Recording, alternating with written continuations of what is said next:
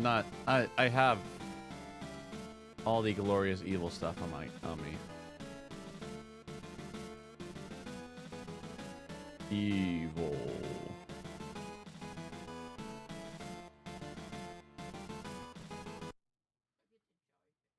I know, they're just chilling.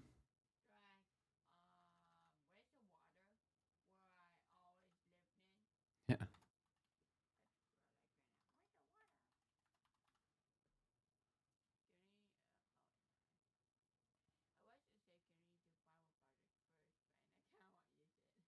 Do you want to use a Bible project right now or use it after reading? Read. Okay. Christ, your life amazing. Thank you, King Jesus, that we have moments of peace right now. That we're just living in the cultivated land. We're cultivating the space around us. Right now, human violence is not being pressed upon us, where we have to be fearful of anyone or anything. This is not so in a lot of the country. Not the country, I mean, a lot of the world. We are privileged to always take a moment and just thank you for where we're at. For we're not better because we have and other people not, but show us on how to use our privilege like you did, King Jesus. You took your power and laid it down. You did not count it. You didn't make another empire. You didn't create a throne on earth and subjugated the rest of the world through violence and oppression. You laid it down. And that's why you are our glorious King. Because only you could do that. Only you were able, with all the power you had, to just lay it down. Amen.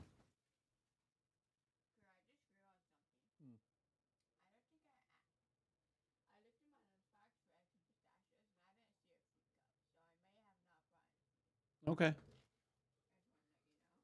Will you let me start reading? Yeah.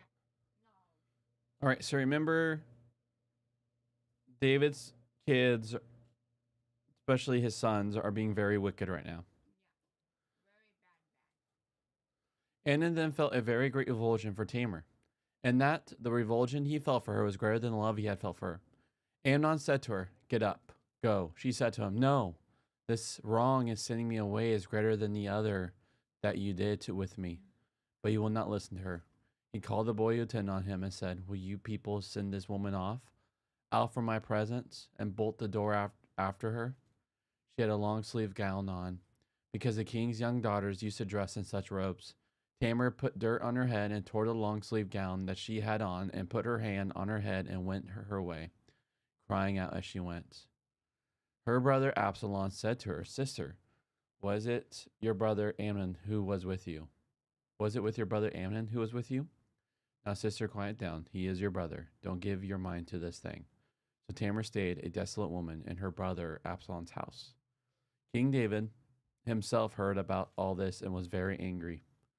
Absalom did not speak with Amnon anything good or bad, because Absalom refused to have anything to do with Amnon because of the fact that he had violated his sister Tamar. Two years later, Absalom's sheep shearers were at Master of Hazor, which is near Ephraim, and Absalom invited all the king's sons. Absalom ordered his boys. Oh, thanks, love. Did it come with a drink? Yeah.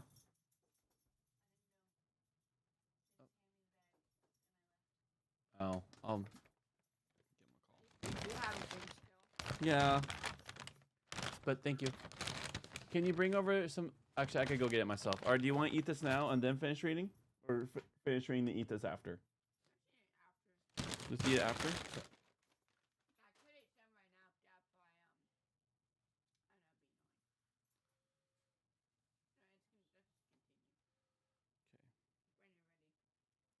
1 second. I'm going to have to.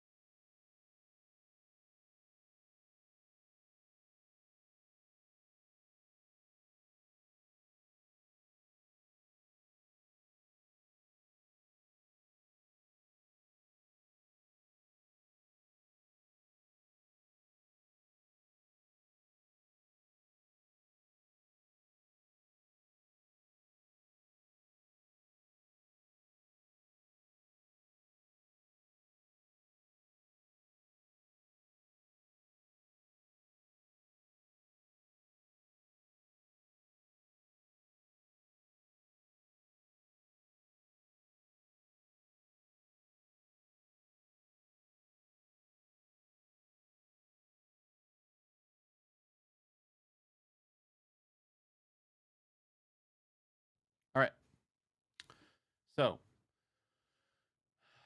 so one of David's sons, he did evil to his sister Tamar. Now we're seeing Absalom, who is a brother of Tamar.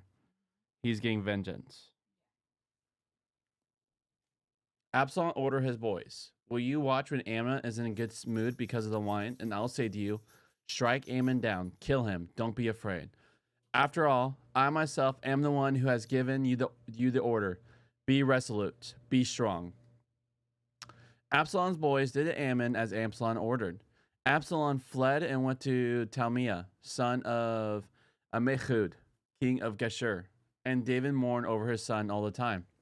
When Absalom had fled and gone to Geshur, he was there for 3 years. But King David stopped going out to fight against Absalom because he had gotten over Ammon, that he was dead.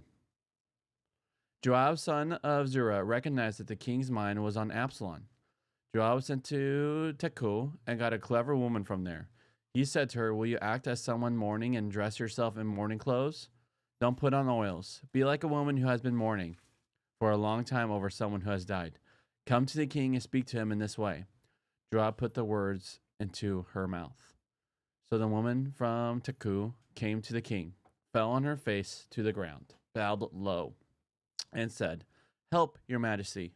The king said to her, what is your need? She said, actually, I'm a widow. My husband died. Your servant had killed 2 sons. Your servant had 2 sons. The 2 of them fought in the fields, and there was no one to separate them. One of them struck the other down and killed him. And there the whole king group has risen up against your servant and said, give us the one who struck down his brother, and we will kill him for the rest of his brother whom he slew. We will dispose of the heir, too. So they will quench the last ember that remains to me, and not give my husband a name or a remnant on the face of the ground.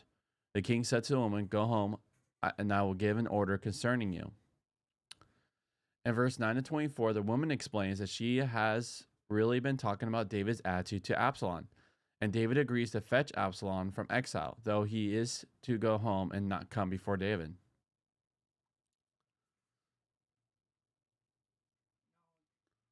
I once knew someone who was sexually abused on an ongoing basis by a family member when she was a young girl. She never told me the details of what happened, and to be honest, I never wanted her to do so. But I knew that 20 years later, she was still dealing with issues that this experience raised. What makes me think about her now is the way she also spoke of the pressure that family members put on her to keep quiet about it when she was growing up and when she wanted to talk about it. Partly because she was concerned about other people who might be this man's victims. In a similar way, the British television dramatist Dennis Potter, sexually abused by his uncle who lived with his family, spoke of the way he couldn't talk about this business because it felt as if it would have been like throwing a bomb into the middle of everything that made him feel secure. It may be hard to imagine Tamar's hurt and shame. To this end, the best thing to do is to go back more than once to read her story and to keep listening to her words. In many cultures, the mere fact of its becoming known that a young woman has had premarital sexual experience is inclined to bring great shame on her.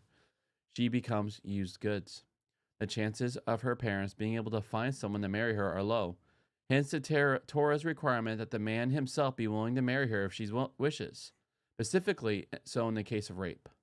To put it another way, in such cultures, having sex is virtually synonymous to consummating a marriage. Related to this is the fact that Ammon talks about sending Tamar off and that she protests at this action. Send off is also a verb that denotes divorce. She is thrown out of what by rights should now become her house, and the door is bolted. Whereas she arrived with food for her sick brother, she has been overwhelmed by a nightmare. Bedded against her will, divorced and shame, her life is over. Putting dirt on your head, crying out, holding your head in your hands, and tearing clothes are regular signs of mourning. One point about such gestures is that you don't care what you look like. To continue to look good would be a contradiction of how things are. She had come dressed in the way a teenage princess would be dressed. We aren't sure about the meaning of the word translated long-sleeved. It's the word used to describe Joseph's dream coat, but evidently is a form of dress that marks your position in the family or community. Tearing this dress is especially telling. Her father is angry at what happens, but he does nothing about it. Once again, the enigmatic mystery. He deserves death for what he did. Once again, the enigmatic mystery of David's character surfaces. In political and military contexts, he can be decisive, but in family matters, he is explicitly baffling, paralyzed. The ancient Greek translation of the text adds that David's problems was with Amnon being his firstborn son, which is a plausible insight, though it also makes David's inaction more serious. This is a son who could be expected to succeed David, and he is behaving the way his father had behaved. I am the present king, the future king, and I could do what I like. Perhaps Ammon, being his eldest son, is why David is so strangely inactive. He sees himself in Ammon.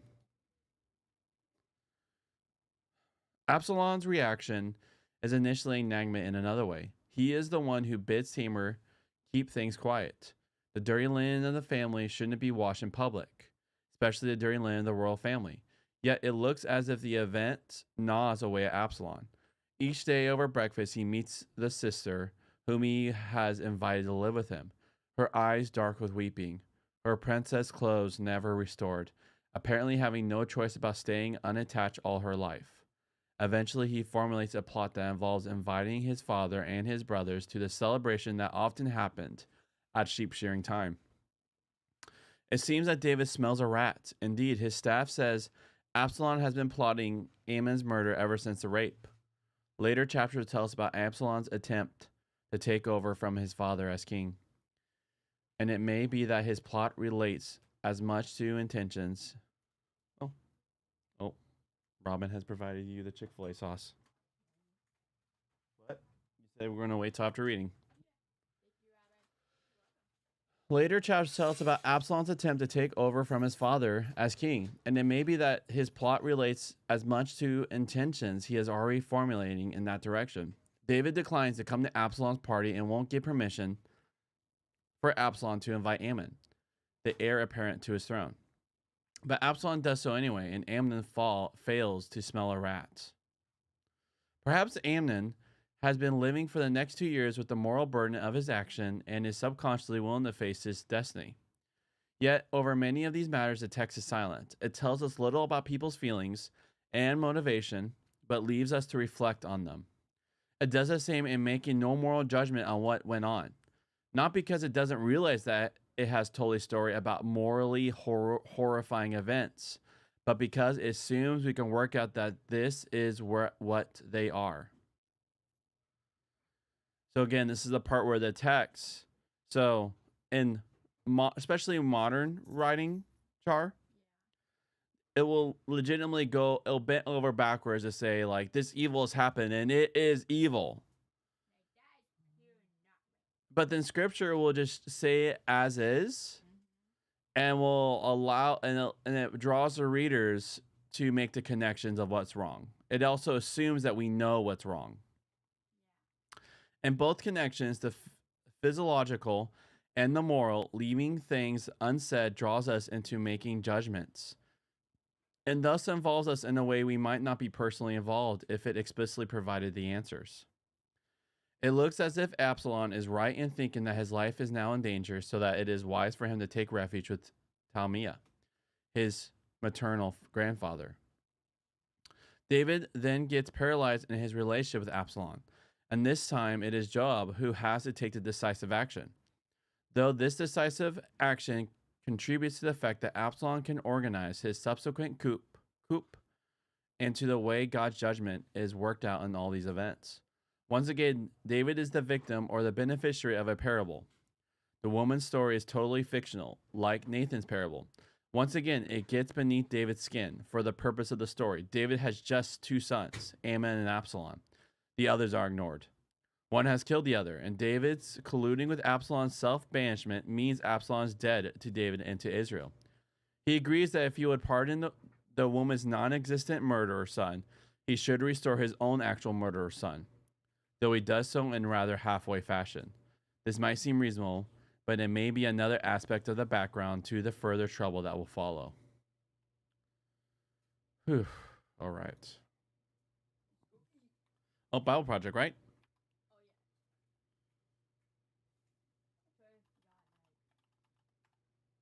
You got wings on your mind. All right. So we're on Ruth. The Book of Ruth. It's a brilliant work of theological art, and it invites us to reflect on the question of how God is involved in the day-to-day joys and hardships of our lives. There are three main characters in the book: Naomi, the widow, Ruth, the Moabite, and Boaz, the Israelite farmer. And their story is told in 4 chapters that are beautifully designed. Let's just dive in and see how this all unfolds. Chapter 1 opens with this line: "In the days when the judges ruled." And it reminds us of the very dark and difficult days from the book of Judges. And here we meet an Israelite family in Bethlehem, struggling to survive through a famine. And so, in search of food, they move on to the land of Moab, Israel's ancient enemy. And there the father of the family dies, and the sons marry 2 Moabite women, Ruth and Orpah. And then the sons, they die too. And so they leave only Naomi and these new daughters-in-law. And so Naomi, she has no reason to stay anymore. And so she tells her new daughters-in-law that she's moving back home. And Naomi, she knows that the life of an unmarried foreign widow in Israel is going to be very hard. And so she compels the women to stay behind. Orpah agrees, but Ruth does not. She shows remarkable loyalty to Naomi, and she says, "Wherever you go, I'm going to go. Your people will become my people, and your God will become my God." And so the two of them return to Israel together. And the chapter concludes with Naomi changing her name to Mara, which means bitter in Hebrew, and she laments her tragic fate. Chapter 2 begins with Naomi and Ruth discussing where they're going to find food. And it just so happens to be the beginning of the barley harvest. And so Ruth goes out to look for food, and it just so happens that she ends up picking grain in the field of a man named Boaz, who just so happens to be Naomi's relative.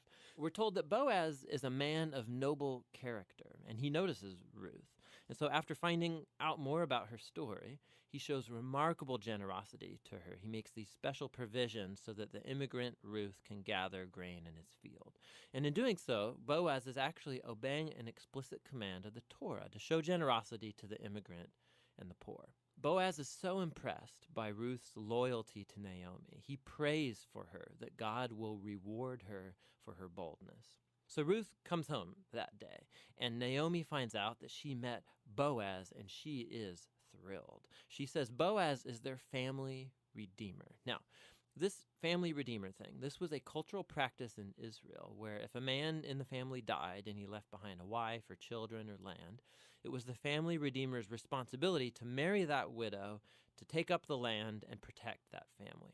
So Naomi, she begins to hope that perhaps there might still be a future for her family. Chapter 3 begins with Naomi and Ruth making a plan to get Boaz to notice their situation. So Ruth is going to stop wearing clothes of a grieving widow, and she's going to show signs that she's available to be married. And so Ruth goes to meet Boaz on the farm that night. And as she approaches, Boaz wakes up and he's totally startled. And Ruth makes her intentions very clear. She asks if Boaz will redeem Naomi's family and marry her.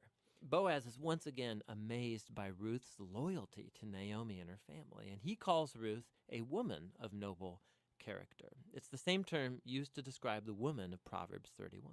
So Boaz tells Ruth to wait until the next day, and he will redeem both Ruth and Naomi legally before the town elders.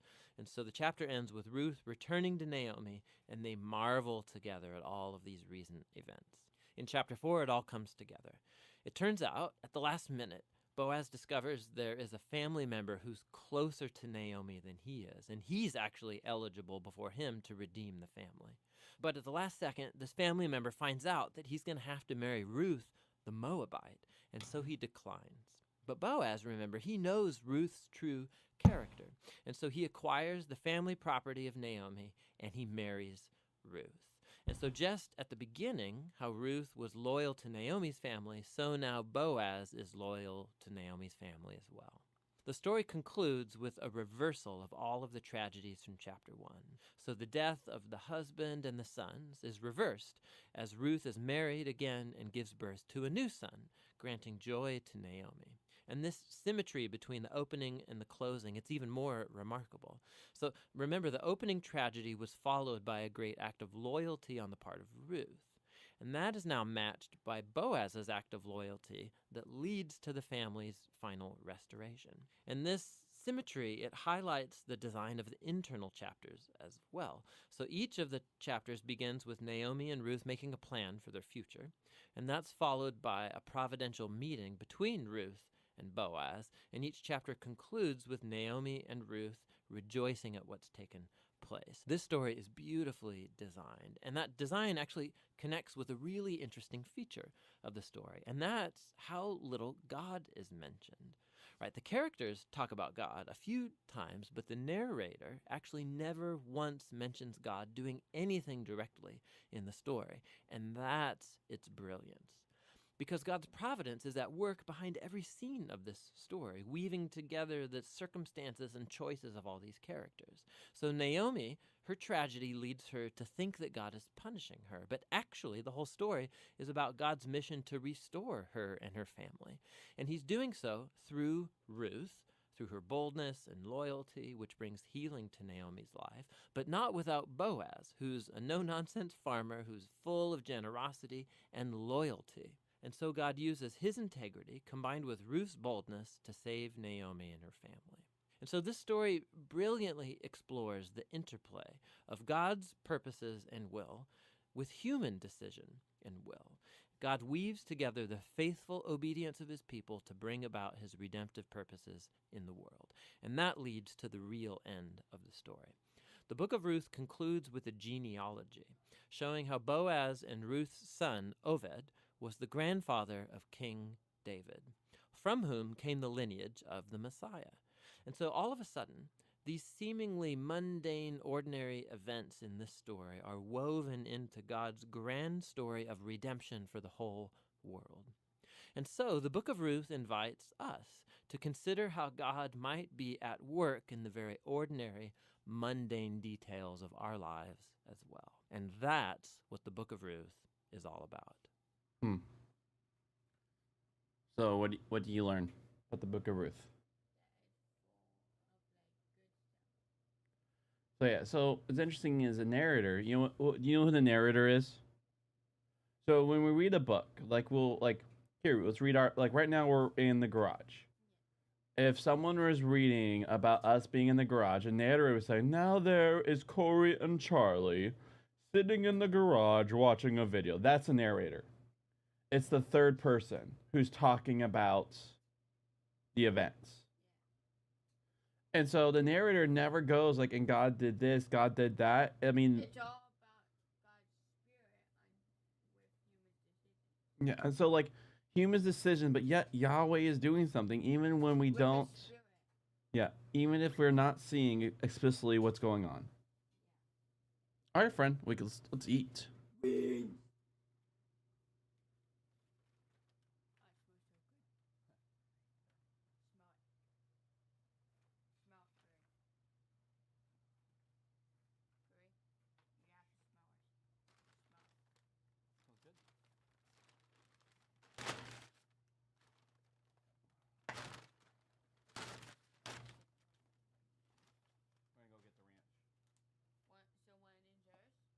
are both ours. One has the fries, one has the wings.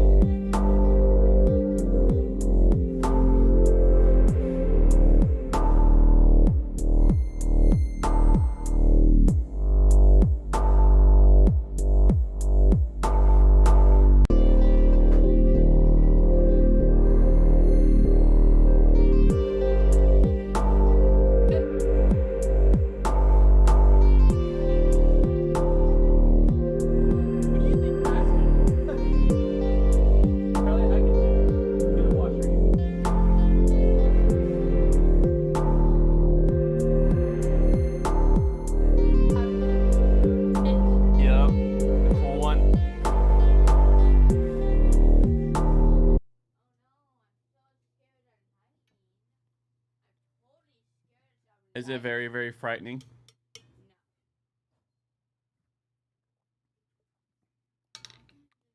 One more slime. That's No, no, no, easy. no, no.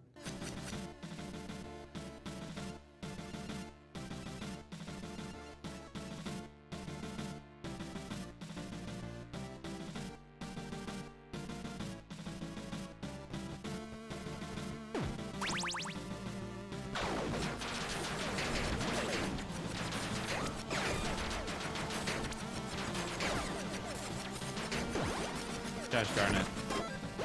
Messed up terribly. Always when I get back.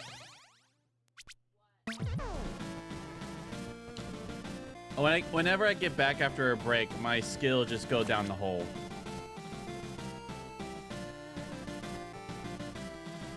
Huh? Yeah.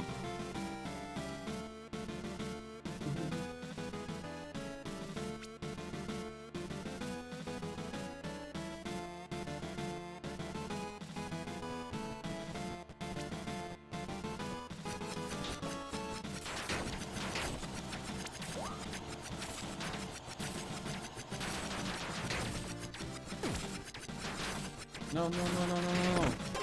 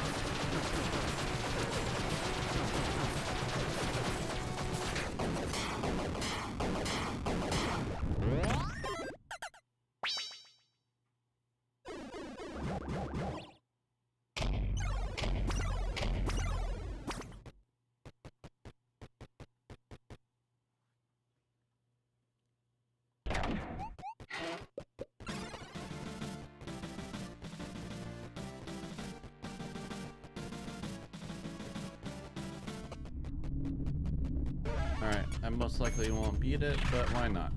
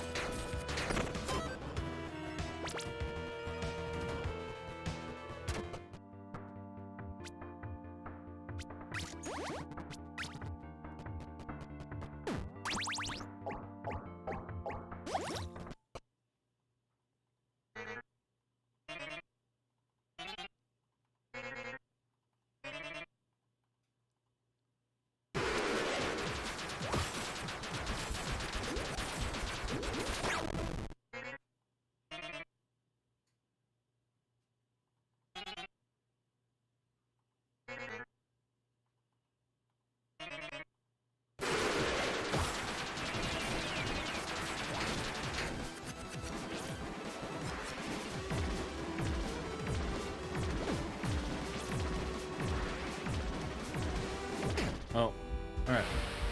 Got the achievement. I'm good.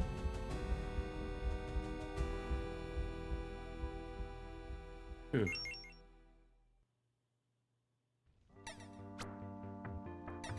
Alright.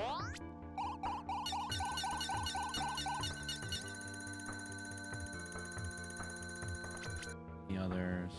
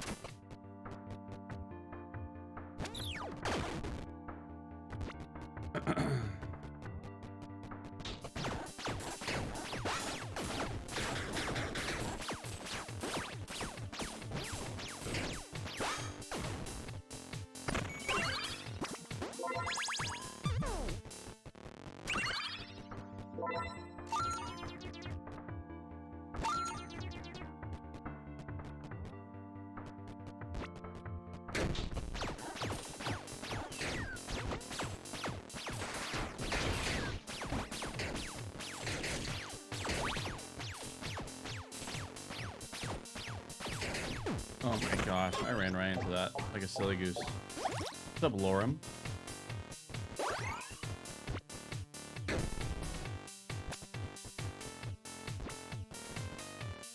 Right now, that's already... Yeah.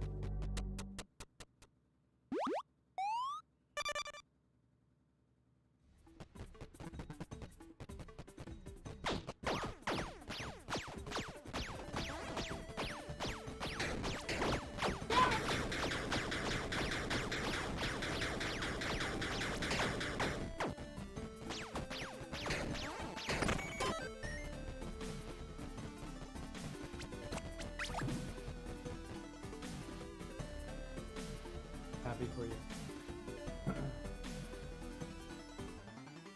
Did you look at videos on how to get it, or do you figure out yourself? Ah.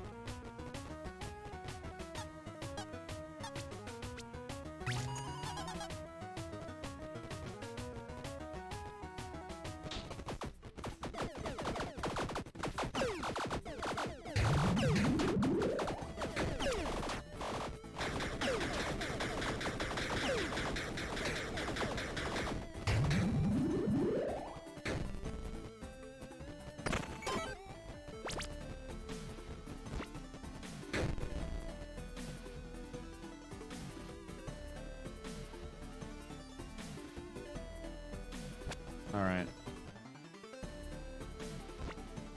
Doing evil build.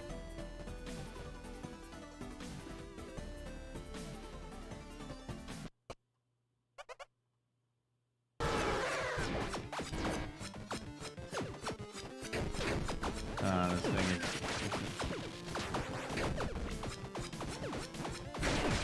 Man. Hold on.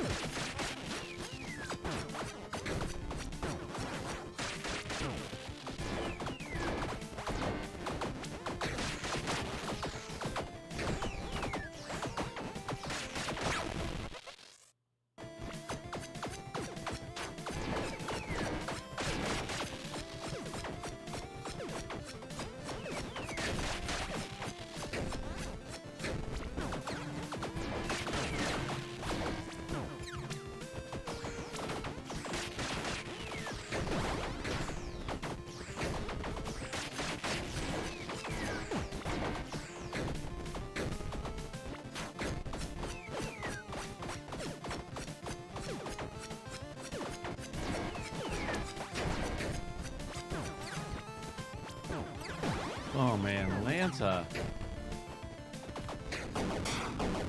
That was rough beans. Yeah, this dagger just asks you to get way too close.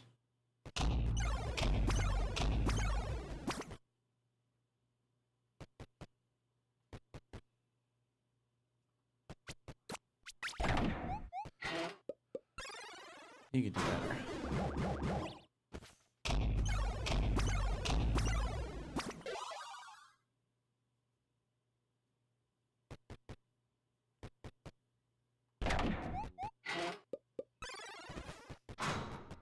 Alright, bow build it is.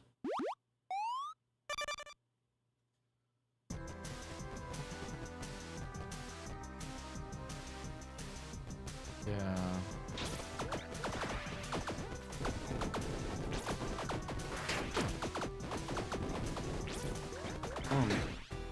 Got myself stuck in the corner. That was rough beans.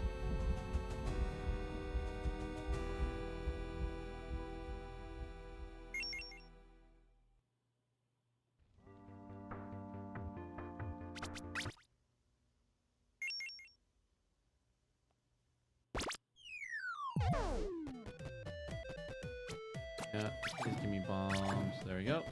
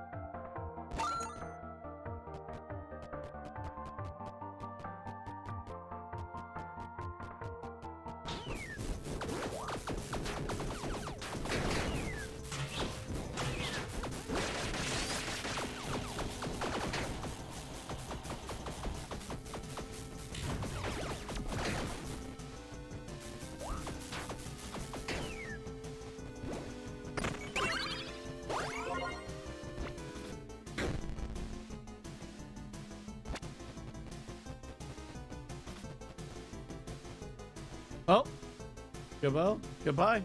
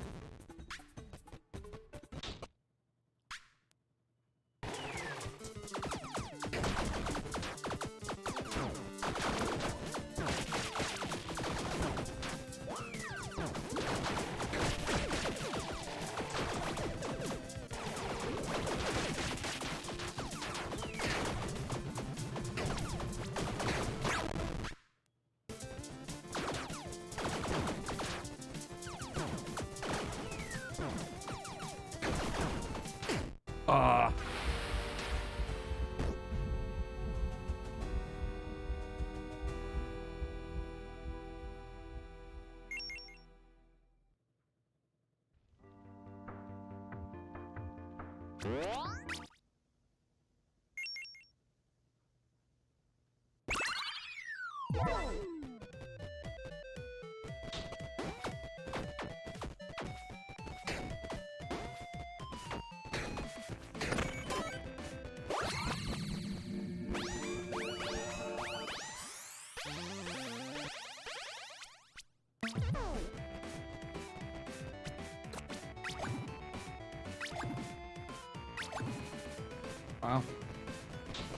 Okay.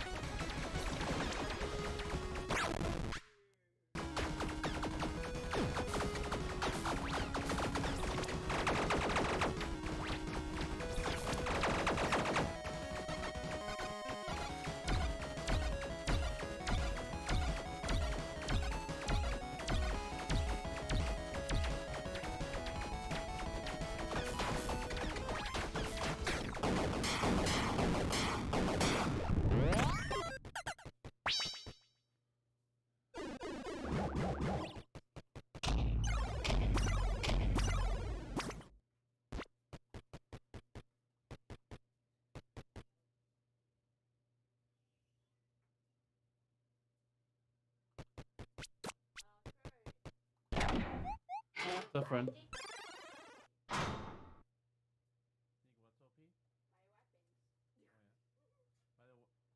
We're at time, by the way. Mm-hmm.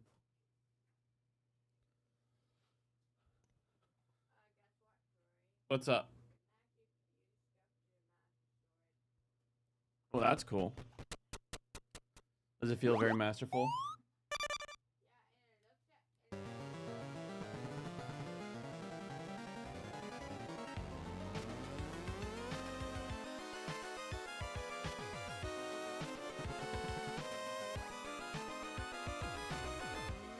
Yep, we're at time.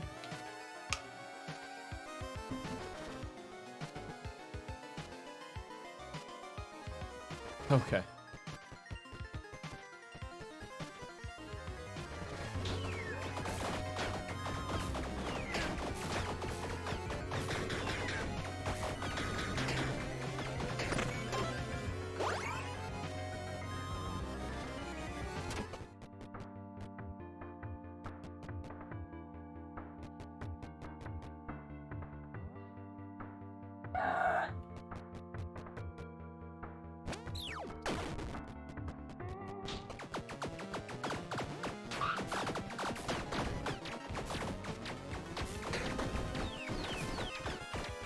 You ready?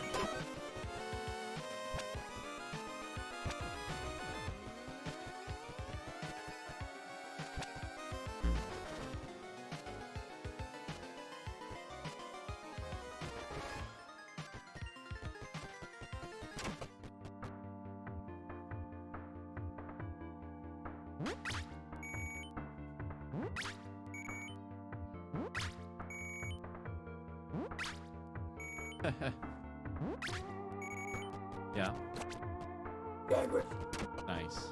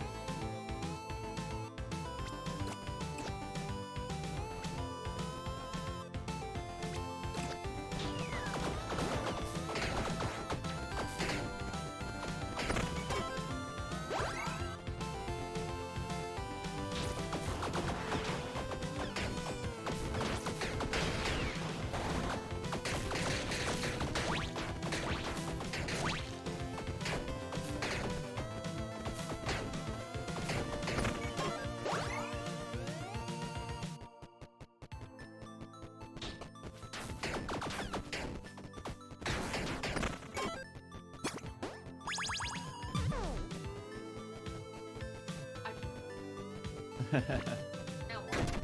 It's pretty cold though. If it wasn't, I'll be game.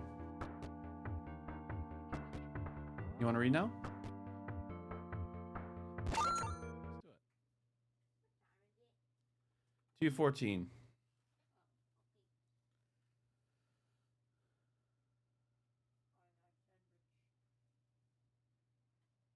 Ready. All right. All right. 2 Samuel chapter 14 to chapter 16. Absalom's coup. Christ, you are amazing. Thank you, King Jesus, that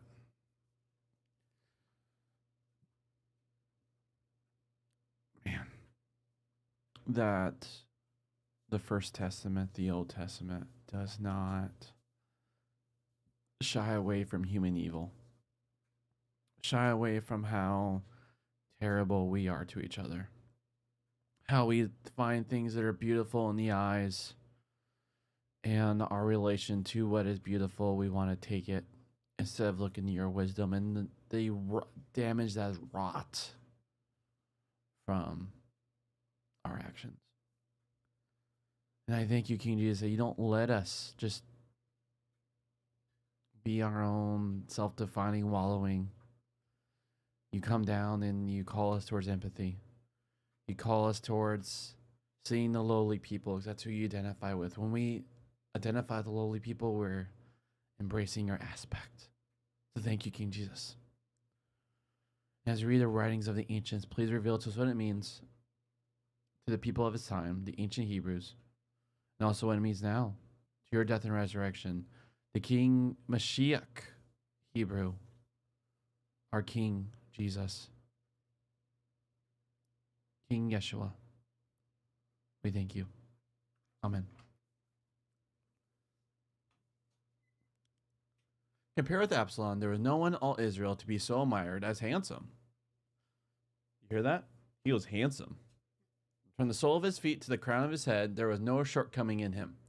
When he shaved his head, at the end of each year he would shave, because it was too heavy for him, so he would shave. He would weigh the hair on his head, 200 shekels by the royal weight. There were born to Absalom 3 sons and 1 daughter, named Tamar. She became a fine-looking woman. Absalom lived in Jerusalem for 2 years, but did not go into the king's presence. Then Absalom sent to Joab in order to send him to the king, but Joab will not come to him. In verse 30 to 32, Absalom set Joab's barley field on fire to persuade him. So Joab came to the king, and he summoned Absalom. He came to the king and bowed low to him with his face to the ground. The king hugged Absalom. Sometime later, Absalom got ready for himself a chariot and horses and 50 men running ahead of him. Absalom would get up early and stand by the side of the road to the gate, and when anyone had a case that was to come to the king for a decision, Absalom called to him, "What city are you from?" And the person said, "Your servant is from one of the Israelite clans." Absalom said to him, "Look, your statements are good and honest, but there is no one to listen to you on the king's behalf." Absalom said, "If only someone will make me an authority in the country, so anyone who had a case for decision could come to me and I would see he got his rights." When someone approached to bow down to him, he would extend his hand and take hold of him and hug him. Absalom acted in this way to all Israel who would come to the king for a decision. So Absalom stole the heart of the Israelites. 2 Samuel chapter 15 to 16 relates how Absalom gets himself made king in Hebron. David flees some troops loyal to him and with his household. He leaves behind 10 secondary wives to mind the palace. Zadok and Abiathar, the priests with the covenant chest, and an ally called Hushah to pretend to be Lord Absalom. Mephibosheth also stays in Jerusalem, thinking the conflict may make it possible for him to gain Saul's throne. So, David gives his property to Mephibosheth Mender Ziba, another supporter of Saul. Shimea hurls insults at David as he passes, but David will not have him killed. Meanwhile, Absalom arrives in Jerusalem from Hebron. So, his son's like, "You know what? I'm going to take the throne from you, Daddy." And so he does it with a wink of an eye. When I was an assistant pastor, a leading political figure in the Church of England came to speak at a conference at our church. And he talked about policies for which he was working in the Church of England. It was clear that the man was a skilled political operator. He knew how to get things done. During his address, my rector whispered to me, "It's not just as well that man is a Christian. He will be a rogue if you are not." Actually, it's hard to be someone devoted to God and also someone who's good at getting things done. It's easier to be someone who's devoted to God but doesn't know how to get things done, or to be a Christian who seems just as ruthless as the rest of the world.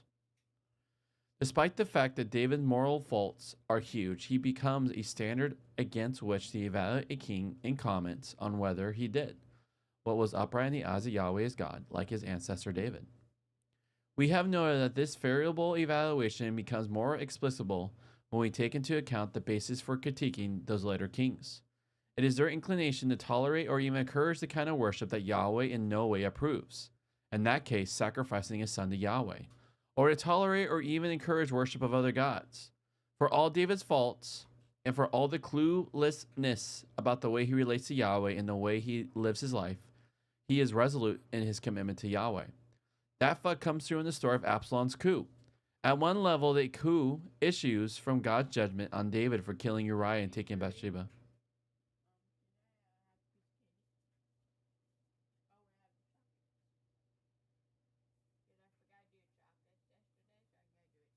Okay. You brought one to share for everyone, right? Is that how it works? You got two to share? Is that what you're going to do right now? Or are you going to wait for Jason to get here? Cool. I will ask you to super hydrate because I am very thirsty. I'm like super thirsty after that sodium snack we had.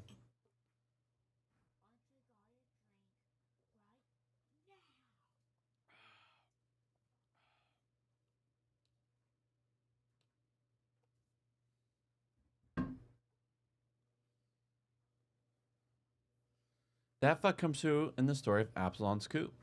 At one level, the coup issues from God's judgment on David for killing Uriah and taking Bathsheba. But at another level, it issues from David's incompetence as a father. Like as his response to the coup contrasts with the decisiveness of his reactions in other political contexts. It deepens the mystery of who David is. There may be a positive point about telling the story in a way that suggests David has lost his groove. It parallels another strand in the early stages. No, I hear that, Danica. It parallels another strand in the earlier stages in David's story. He trusts God and leaves the outcome of things to God. With some irony, Absalom is now the clever political operator. He is made in the image of his father and being such a hunk. He is also made in the image of his father in the way he can get people to follow him. The shrewdness of the way he disposed of Ammon reappears, and the audacity of the way he gets Job's attention. He was in Job's debt for manipulating David into letting him come back from exile. But he makes clear to Job that Job cannot assume he's there for Job's underling.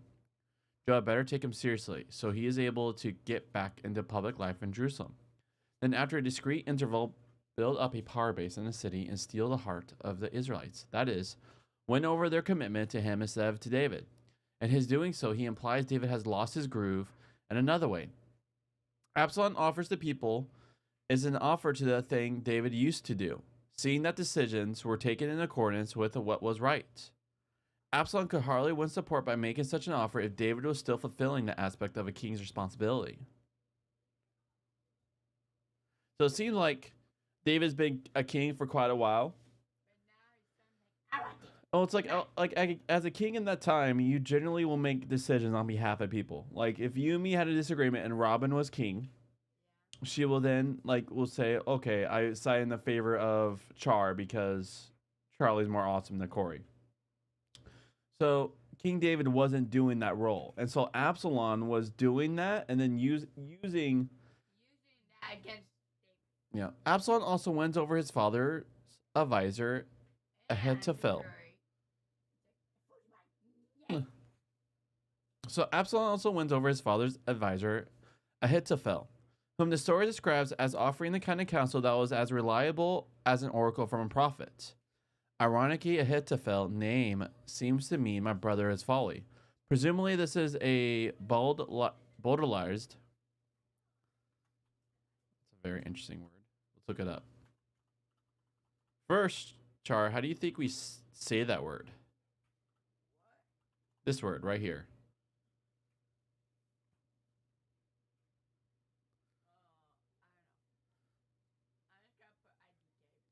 Bowdlerized. What do you think it means?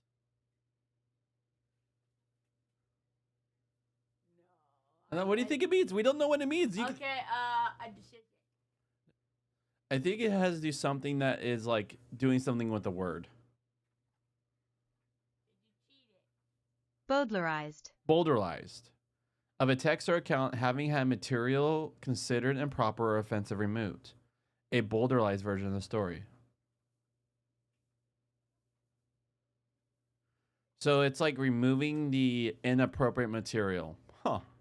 So, ironically, Ahithophel name seems to mean my brother is folly. Presumably, this is a bowdlerized form of his real name, which might have been something like Ahithophel, my brother is deliverance.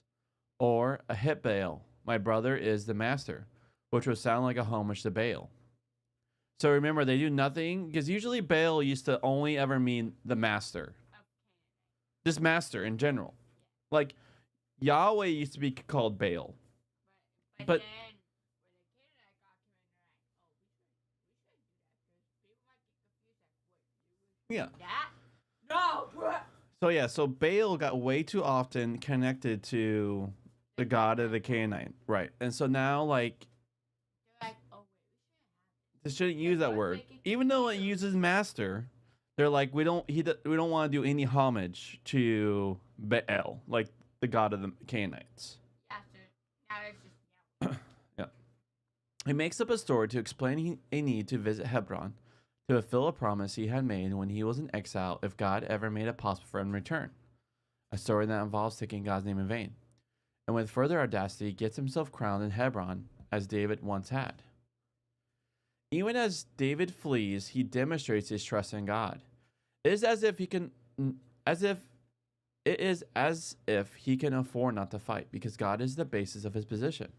When Zadok, the priest, brings the covenant chest to accompany the king, David sends him back. If I find favor in Yahweh's eyes, he will bring me back and let me see it in its abode. But if he says, I do not want you, here I am, he can do to me as it is good in his eyes. Admittedly, sending Zadok back to Jerusalem will also mean he has a useful ally there. When he hears that Ahithophel is among the conspirators, his reaction is to pray. Do make Ahithophel's advice seem like nonsense, Yahweh. When Shimei hurls insults at him and one of his lieutenants wants to cut Shimei's head off, David's reaction is to suggest that God sent Shimei with his insults and that it is God's business to recompense Shimei for his insults, not David. A chapter closes with Absalom seeking Ahithophel's advice about what he should do next.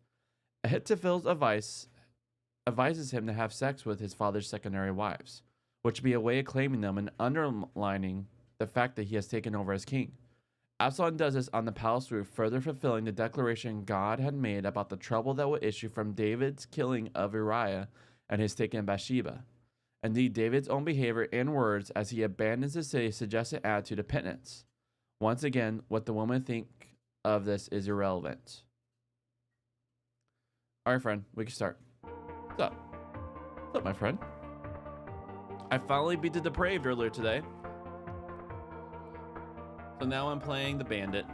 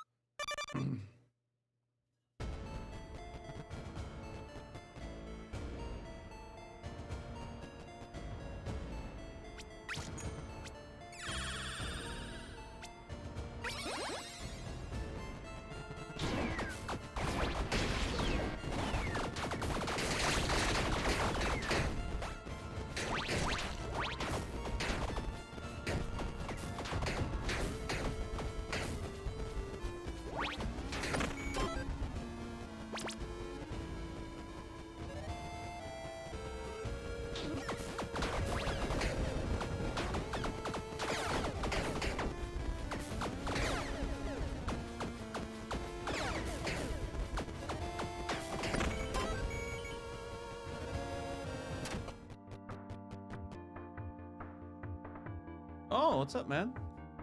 I came home late because...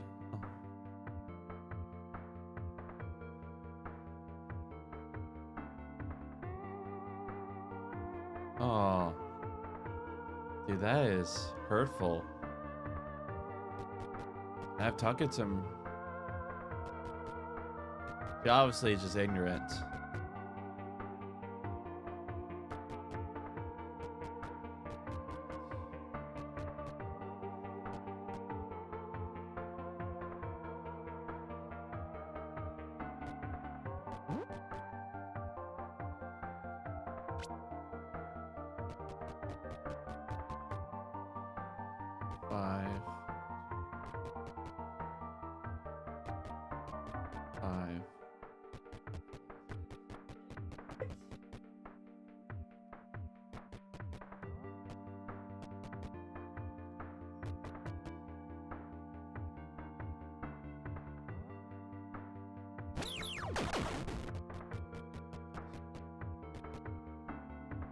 Yep. That's good.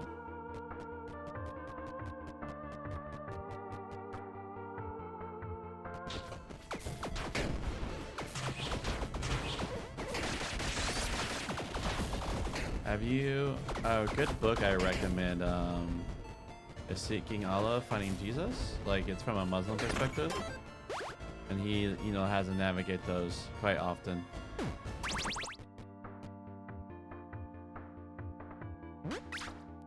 He's like always on the case of making a pointing people towards King Jesus.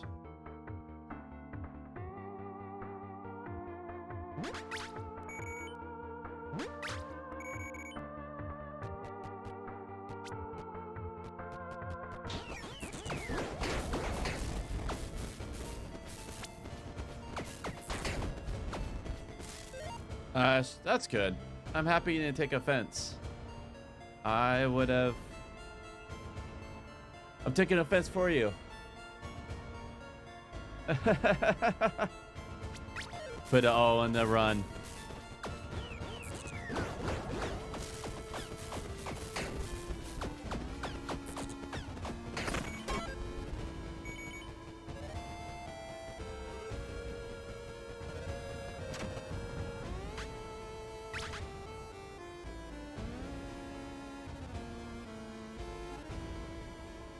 Okay. I'll probably be able to get to them Saturday. Maybe tonight after.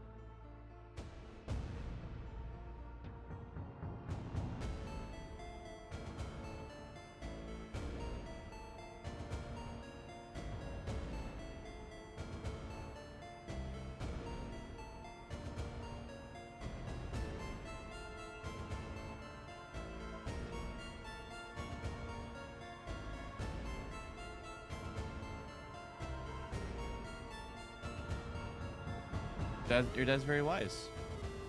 I think.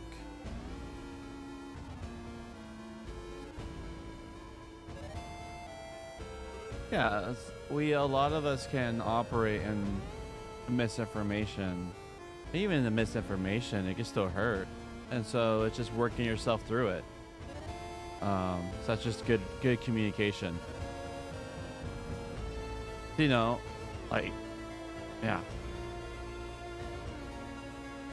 Because we all presented with the opportunity to, you know, look with our eyes something beautiful, and we may have error ideas about it. And if someone hit me, like, it's going to hurt. If someone have an error idea, like someone sees me as a villain, the physical thing will still hurt. So it's okay to say things hurt. It's okay to say things hurt. But then work through it, you know, like work through it saying that person's of utmost value. Where are they coming from? Where are they defining? Serve him as King Jesus did. Because even Jesus took took pain, but he forgave. And there's times where he'll just let out his emotions going, why? How long does it be with this generation?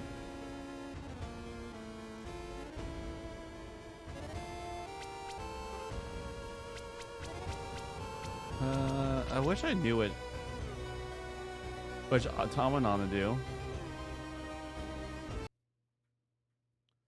I'm just going to look it up because I hate that he'll say.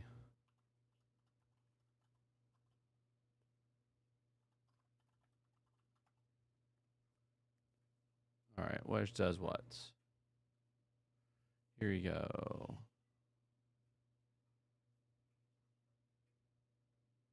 Okay.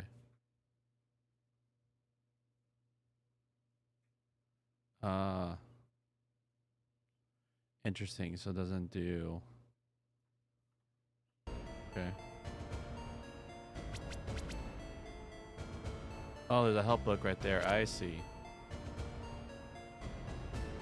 Yeah.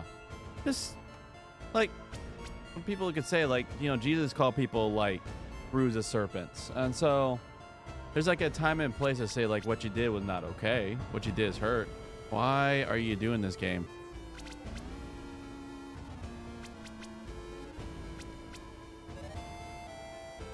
Oh, I see. Poison, fire, energy. Okay. It's acting really weird. All right. So your dad is like right. Like you do the best you can. Yeah. Like, and it's always like working out of. It's always the operatum is to work towards forgiveness. You know, when Jesus says someone offended you, like when someone offended you, yeah, I'll connect. Yeah, so the idea is, Game Legend, it's like if someone offended you. We just like read through some Matthew. Is if someone offends you, like you go to them and say, hey, like if it like legit hurt and pain, like hey, what you did like hurt me. And if they don't want to make things right, you just forgive them, and you'll set yourself in a place of pain, or a place where you could be hurt again, because that's not fair to people who are treated evil by or victimized by other people. So I think, yeah, that's a good rule of thumb. Is so if you got thick skin and what people do doesn't offend you, awesome. You could work towards like calling them the King Jesus. Yeah, like if you got like you have it sounds like you have a solid relationship with your family, like people who are close to you that should look out for your best interest. It sounds like they look out for your best interest, but for me growing up, my family did not look out for my best interest. Like there's a reason why I was in foster care when I was 14. And so when my family did stuff that was painful, there's a lot that I had to work through in that. But thanks be to Christ, you're in a privileged place where your family does look out for you, and people who are close to you are working it for your best interest, which is awesome.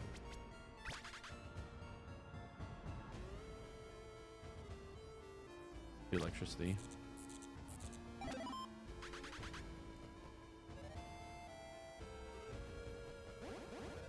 The power is better. Yeah, it sounded like, yeah, she wasn't trying to offend you, which is awesome. See, like, I wasn't there, so how I imagine the scene was she's like, you're Indian. Like, there's no way you can be Christian. Like, I imagined it differently. I didn't know that it was like this in a way where she was espousing what she thought, but in a way not trying to offend. Like I just imagined it differently than how it really was. What's up, Logan? Hello there, sir. When will you, Rohim keeps getting excited for knowing you're coming over. So the question is, when will you be here?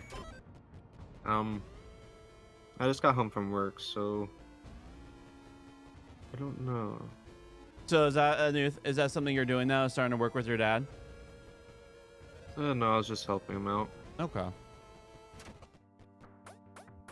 That's cool. That's awesome that you're able to be there. Yeah. Help your dad with his work. Have his son work with him. Little twinkle, little proud twinkle in father's eye moment. That's awesome. Like I'm happy that was, yeah. Be able to work out in peace and love and care and generosity for the other. Yeah. I'll probably be there later tonight, so I won't see Charlie until Friday. Okay. You hear that, Char? Logan probably won't be here until tonight, so you probably won't see him until tomorrow.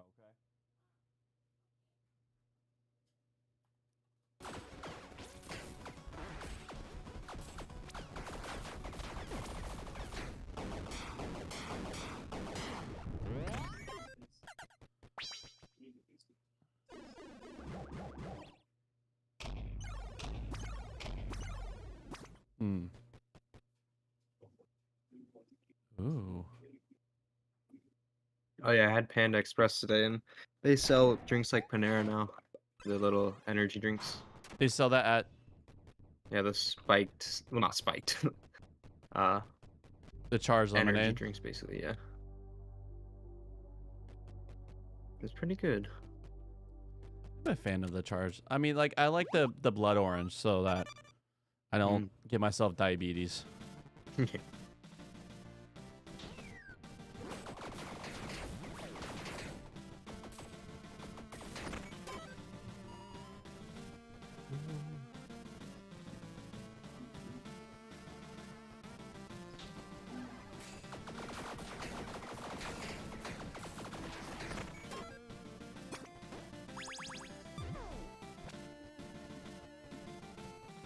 Darn it.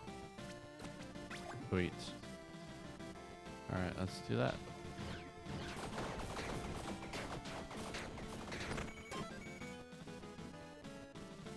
I think my plan is, Corey, Okay. I will come around like 5:30, and I know you'll not be there. Okay, yeah. I'm guessing Robin's not gonna be there. Yeah, I'll leave the back door unlocked for you. Yeah. So I'm gonna drop my computer off, Okay. and then I'm gonna go to Bible study and come back tonight. Okay. Are you gonna wait for me? As you could use my car. I mean, what time do you get back? I get back around like 6:15. That's not bad. Yeah, I have to be there by 6:30, so Okay. I'll make sure to you come. don't need your car. No, as I walk to Macau. Yeah. There's no reason for me to have the car. All right, I'll think about it. Okay.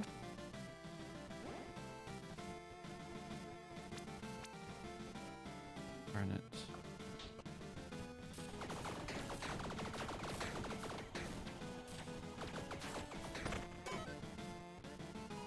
Whew.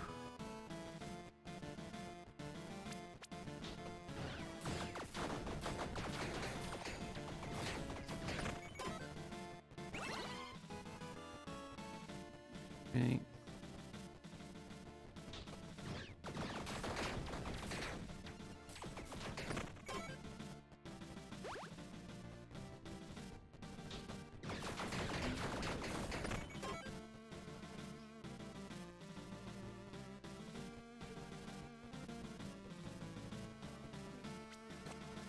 All right. Give me a shop.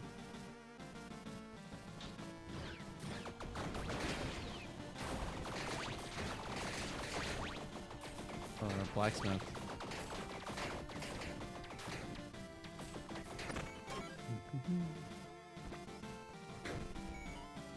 You have to beat time it.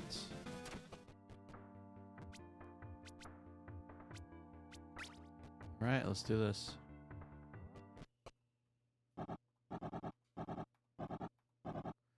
But yeah, like, you know, as you live longer in Game Legend, and as you get closer to more and more people, and oh, lights flashed there for a second.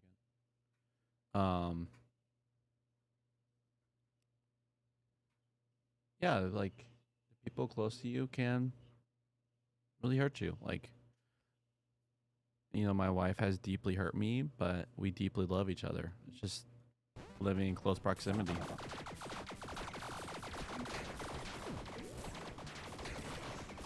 So yeah, especially the grace and love that King Jesus talks about helps so much in our marriage. And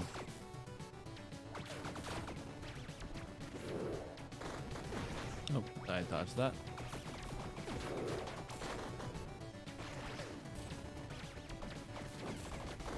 Yeah, that's better.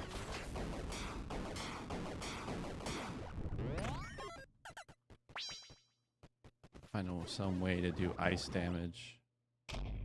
Be cool. The imaging he has against enemies are poisoned or bleeding inflicts vulnerability.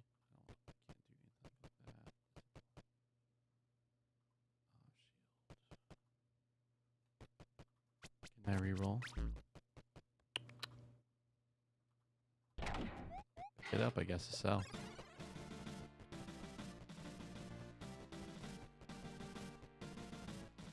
So it'll be, yeah, cool to go one whole life without being hurt.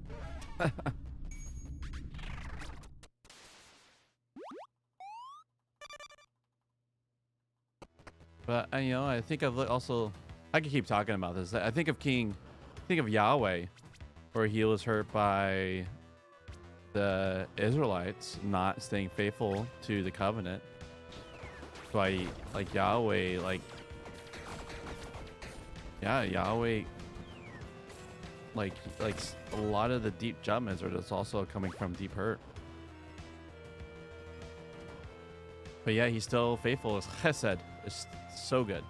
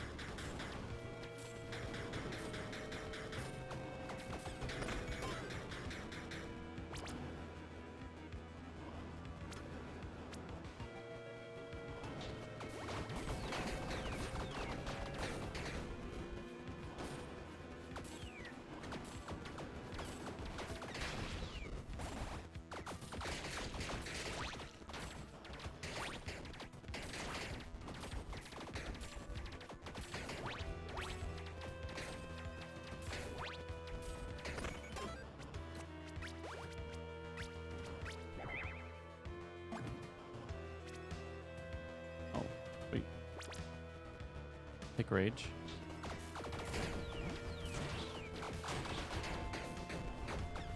Oh, walked right into that. Oh, I'm almost dead.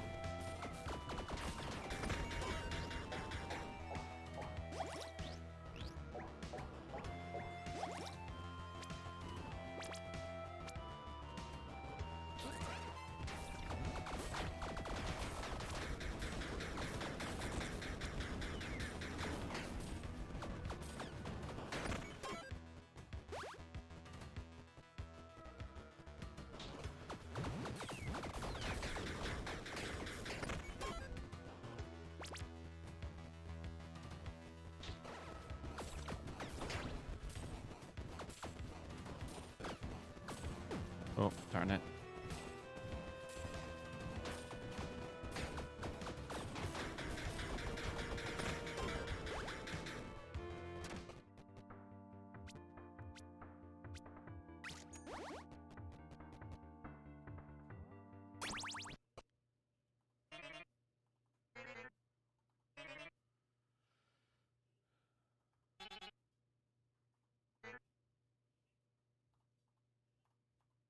Arise.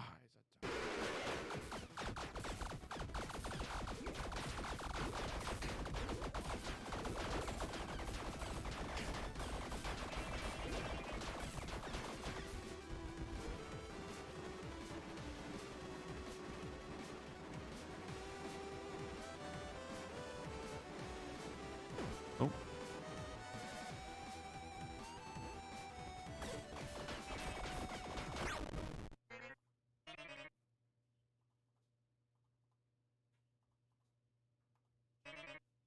All right, so yesterday when I was live streaming, someone suggested that I turn off the CRT. It actually does look way like it looks really pretty and clean when you disable the CRT effect. Really? Yeah.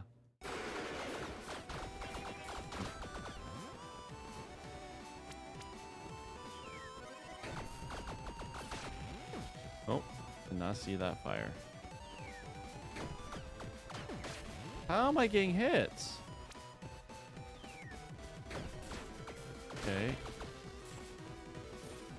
Okay, stand still so I can shoot you. What is titanium?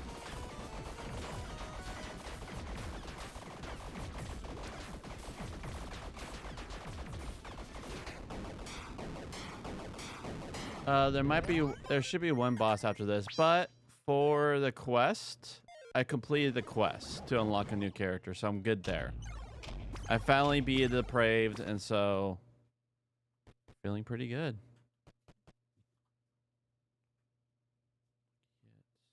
Taunt. What does taunt do? Garbage, garbage, garbage.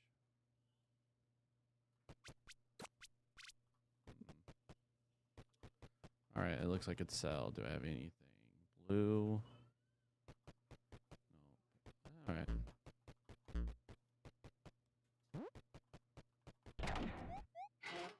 happy trumpet. Come get your happy trumpet.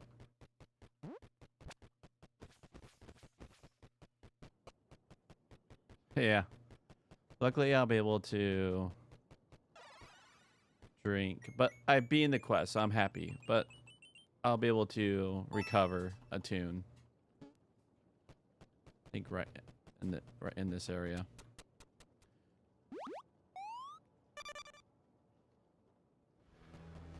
But to become super big bad boy.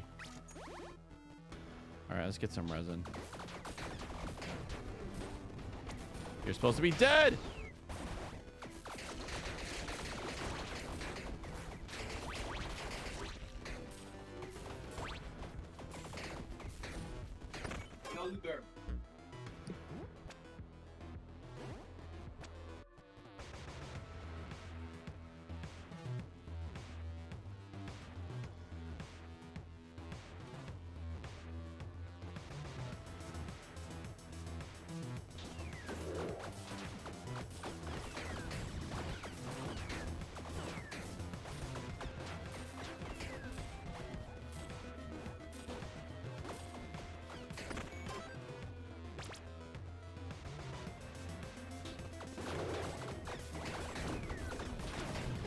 Ah, is that one the hole is?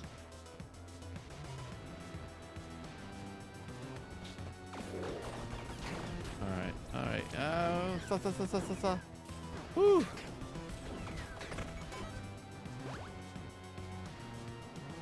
Yeah, I don't want to get anything.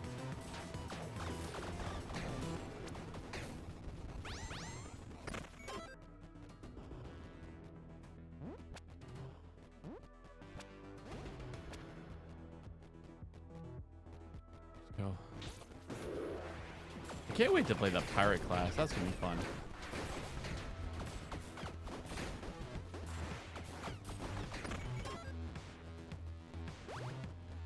Ooh, lucky hit chance.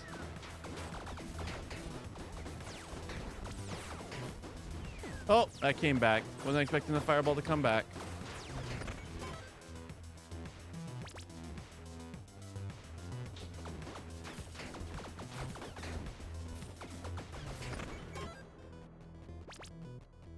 All right, now I rest. All right, let's do this.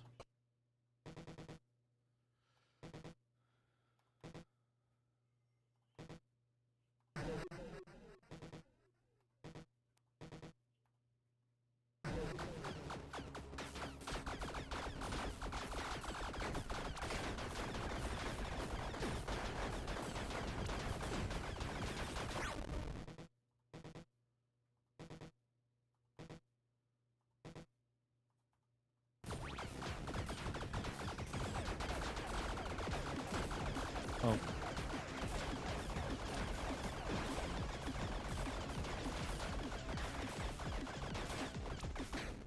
Woo!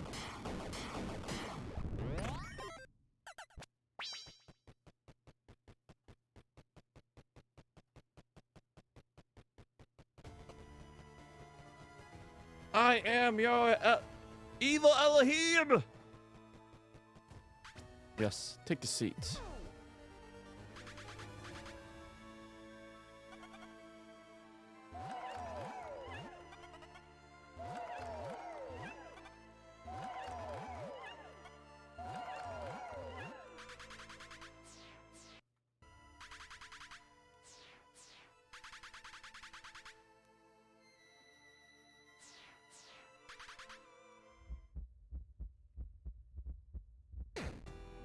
There we go.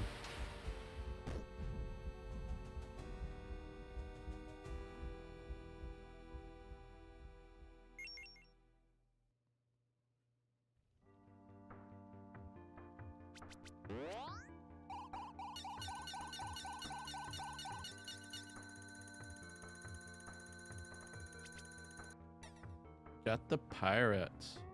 Arg. Alright, what else is next unlocked? As the warrior. Soldier. Warrior. Yes, I did.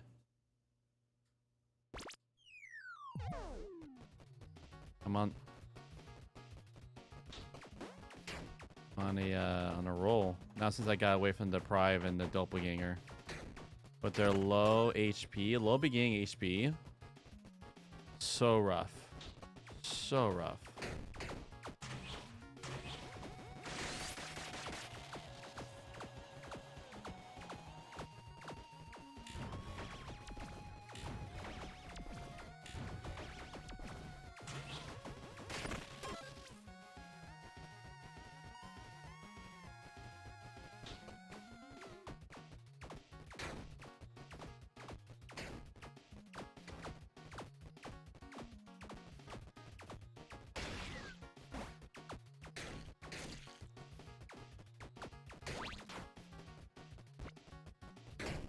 Oh, I just irritating, just barely missed the hole to blow up.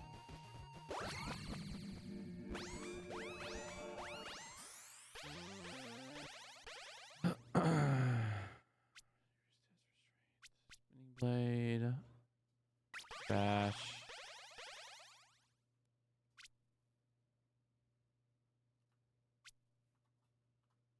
He's quite the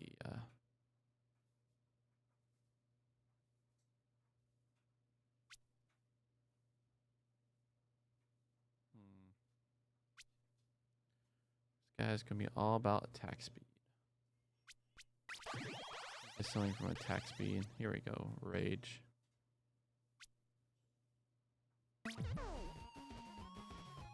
Not have any money.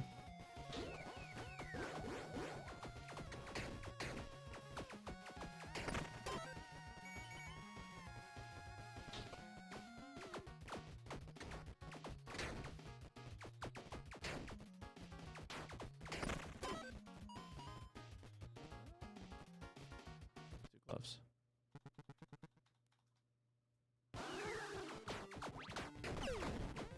Yeah, here. All right, take care of the ads.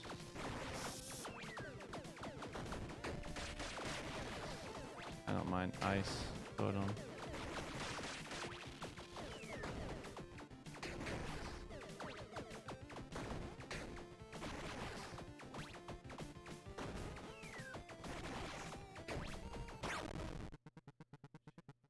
Fire thruster weapon.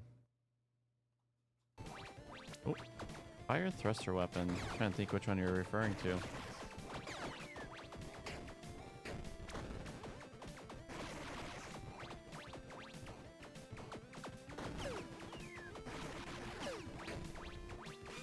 Oh, darn it. I thought I was out of harm's way.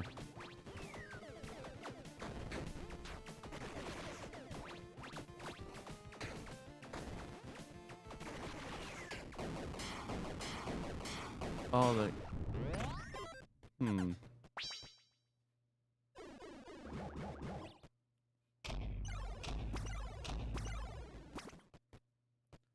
LA5 primary Tarks.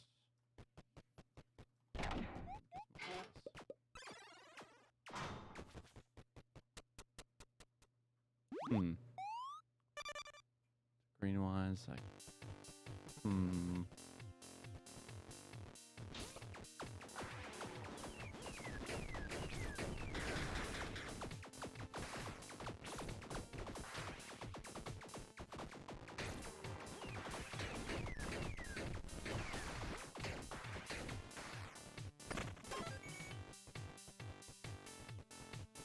If I see something green, I'd be like, is this what you mean? Are you my mommy? So I'm just got a children's book stuck in my head right now. All right, +1, +1. All right, happy or deadly? Yeah, I like to be as far away as possible, and bone wines are cool.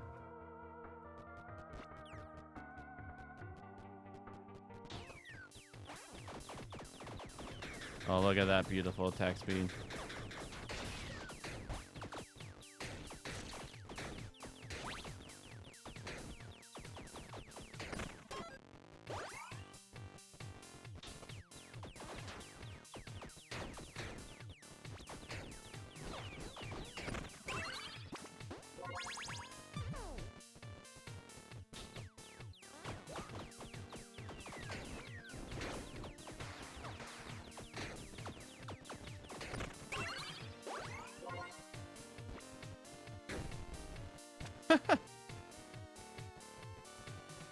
And they give me all the enchanting stuff.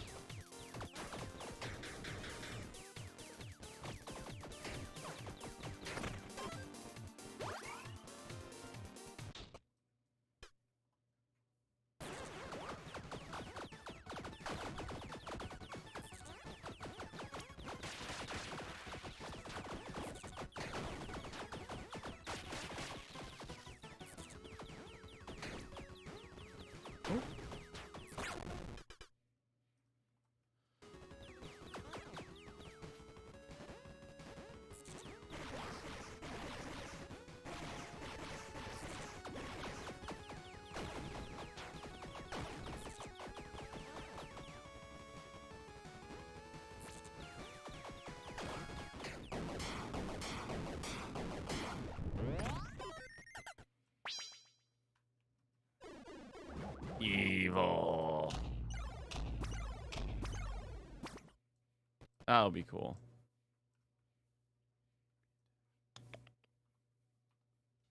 You know what? I don't know. Brain damage. Pure evil.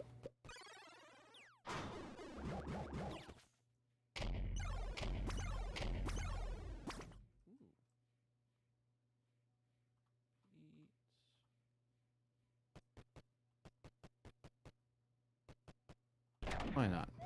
Go get a sword. Ah. Yes. This guy can't be a good boy.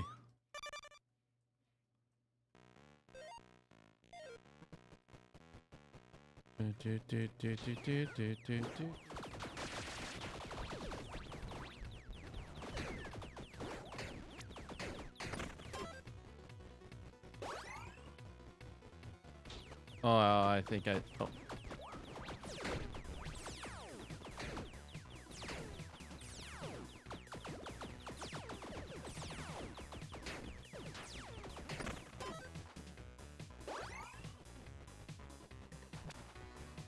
Right. Or... Oof.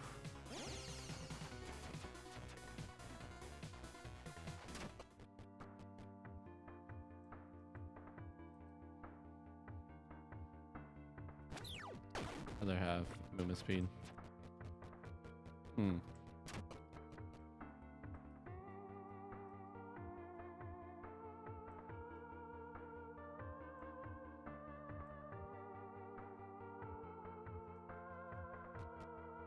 But I don't want to be limited to just swords right now. So actually I will sell. Can't hold me down.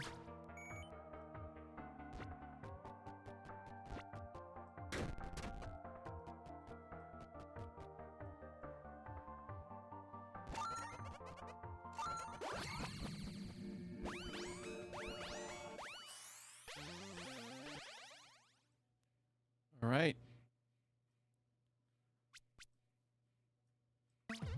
All about that attack speed, baby. Oh, I need melee now, though. I guess I am. I'm locked into melee. Oh, let's get a melee weapon.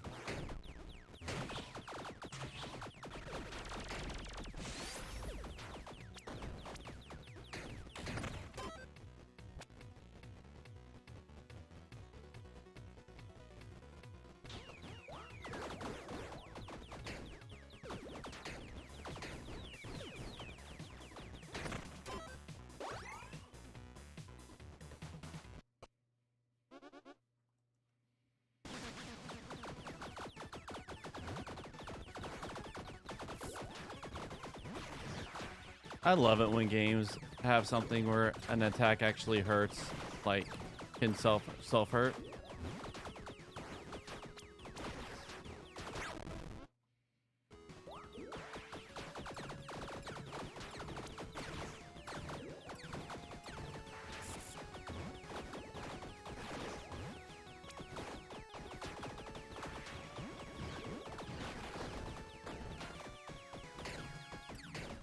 Oh. Oh gosh, I'm silly goose. All right. Keep dodging well like I have been. There we go. Your soul is mine.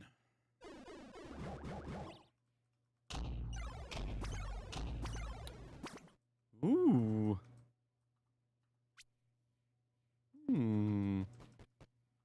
Are you telling me I should do an orbital build? Yes, please.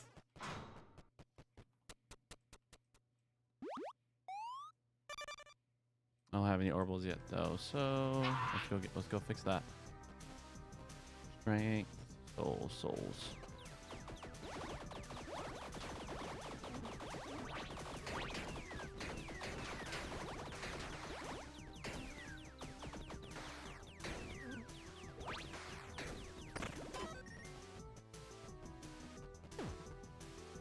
Please give me an orbital, like a flail. I guess the Abyssal Bible works for right now.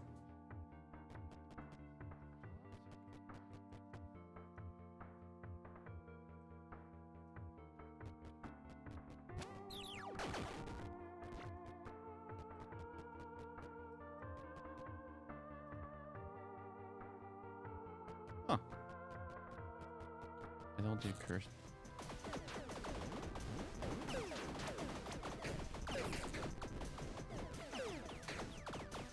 Yeah. Have to sell it.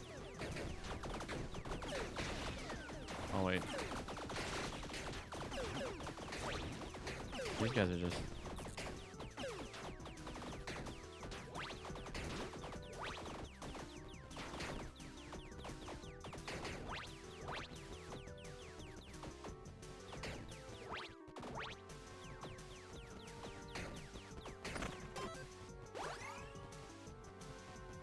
I have a key. Give me a flail. Or heck, I'll just take a melee right now.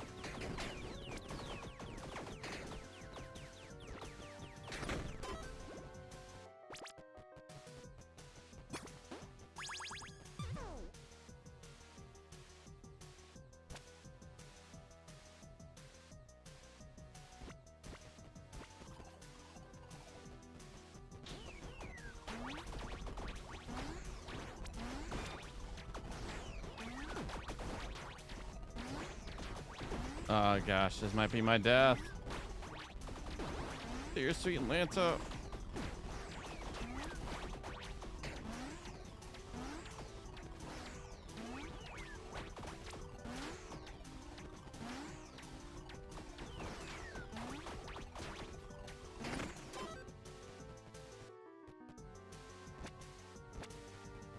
Here we go.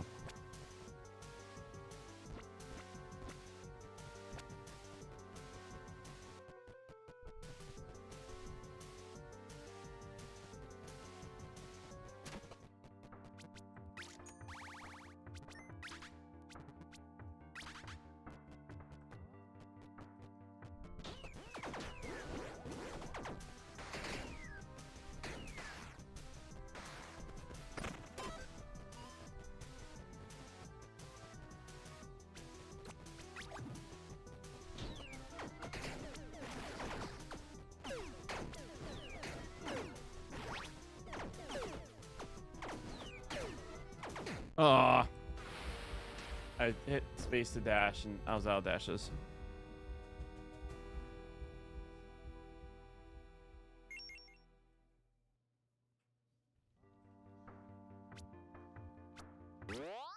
I think the part that I shouldn't have is allow myself to get sucked into orbitals. The only thing nice about the last time I did orbital, since it's guaranteed critical hits, I had a character that also their passive gets a benefit from.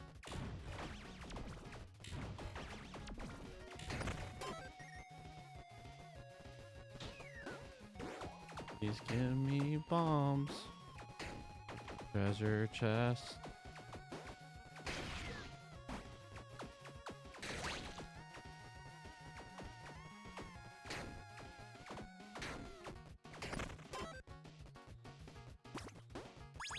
Yes. Talking about.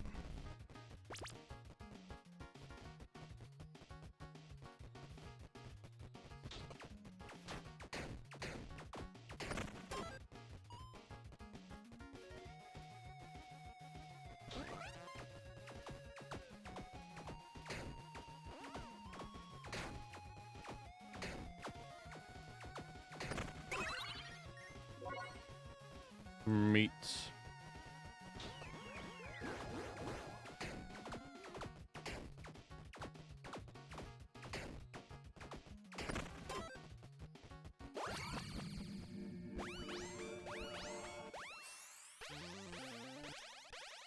Hmm.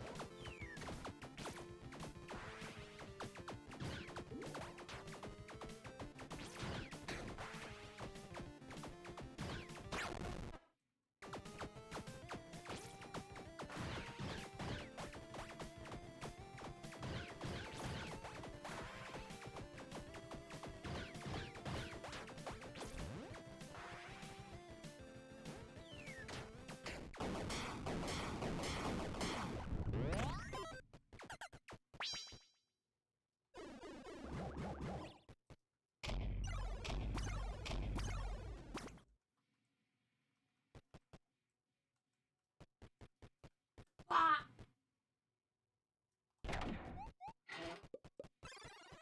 5 free soul hearts. Okay.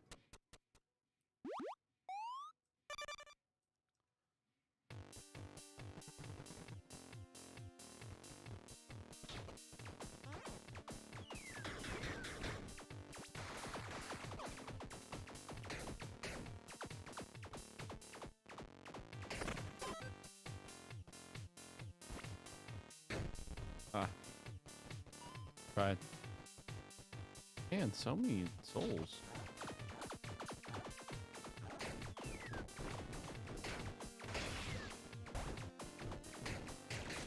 Oh.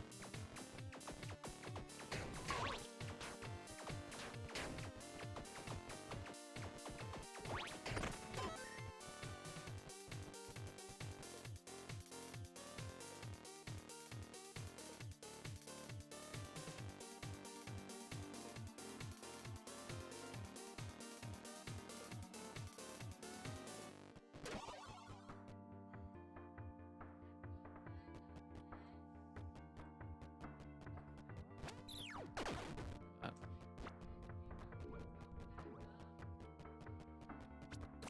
Game. Thank you.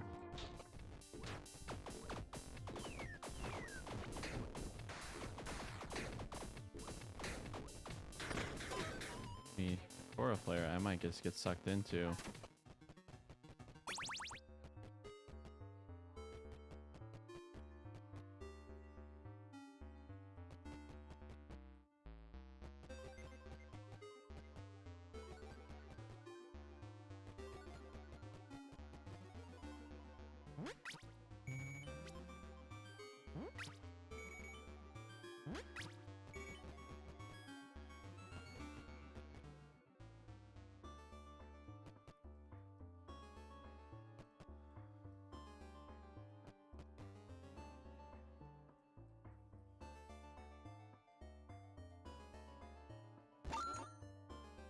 Nope. Darn it.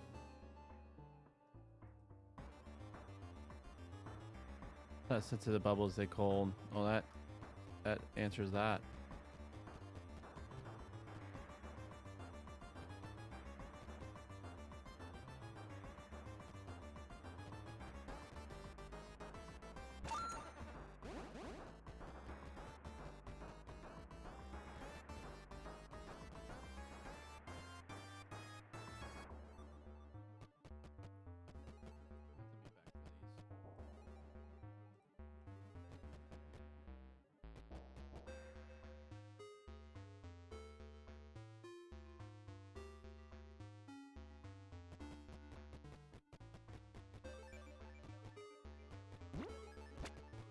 How much will you give?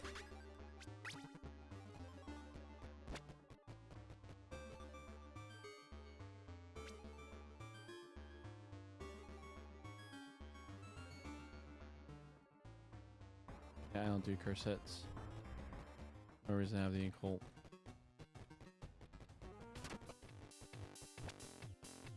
Oh, yes.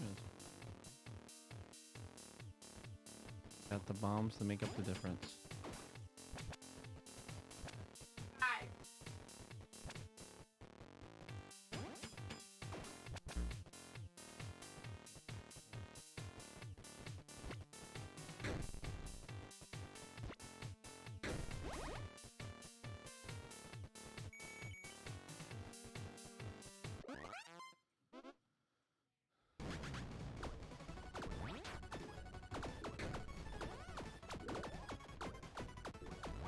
Whoa.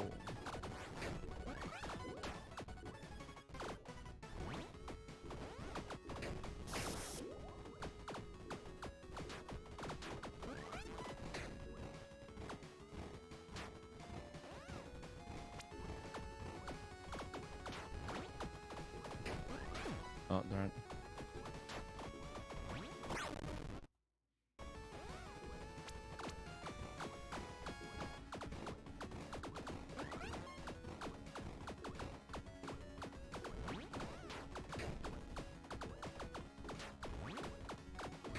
Oh no, so that got me. Alright, I thought maybe.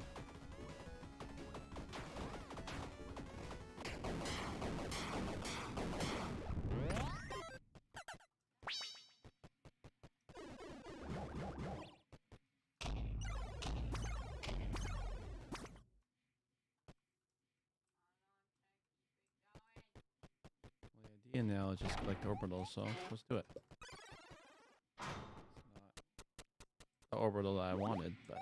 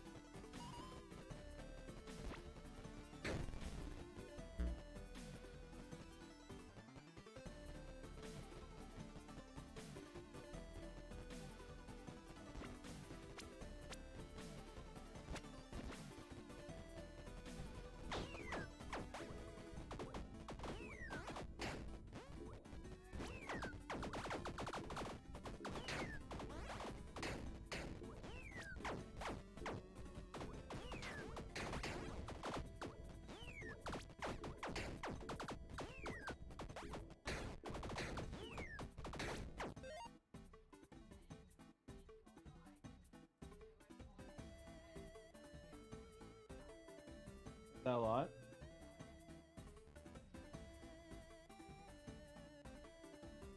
Alright, we're at time, by the way. Mm-hmm.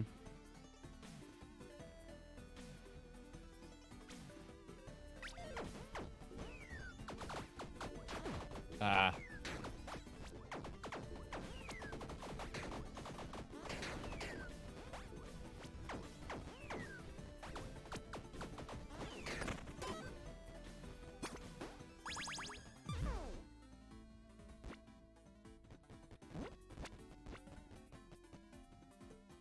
Yeah.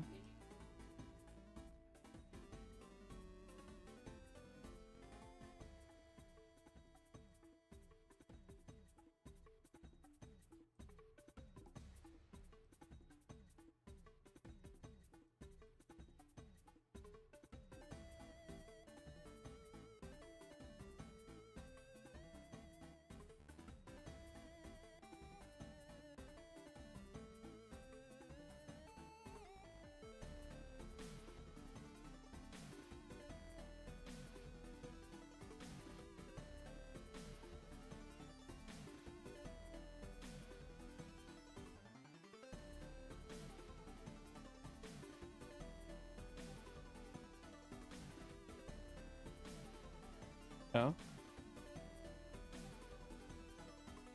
Yeah, after you roll a fruit, then we have to go through step.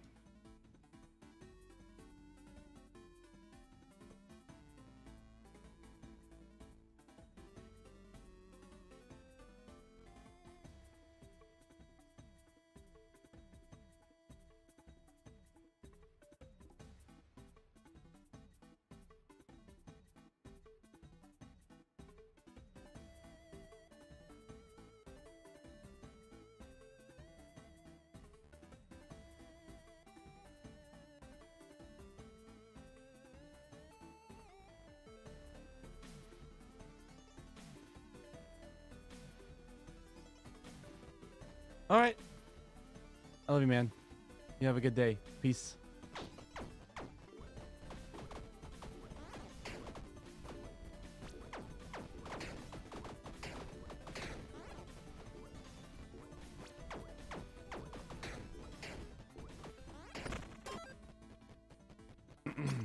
Oh. That happened. Not mean to do that.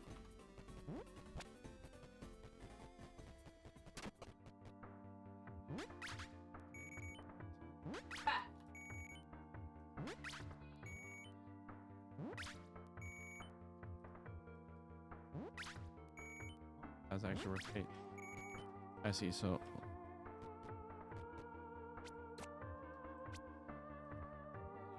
tavern right now.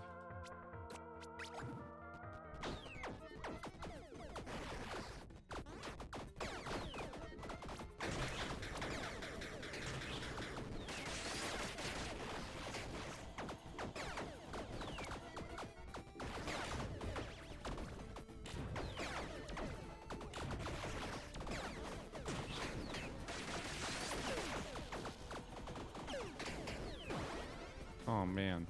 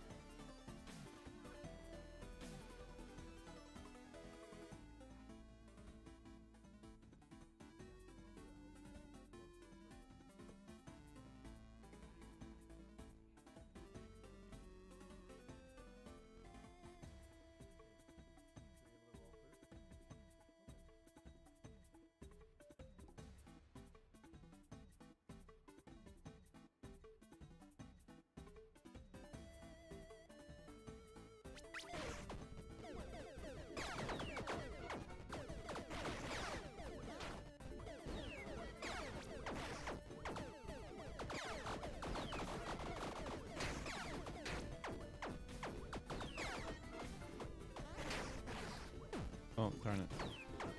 Yeah?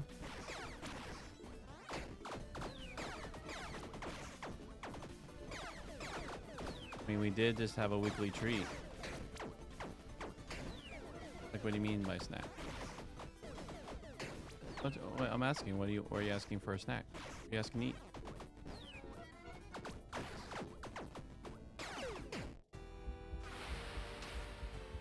What's up?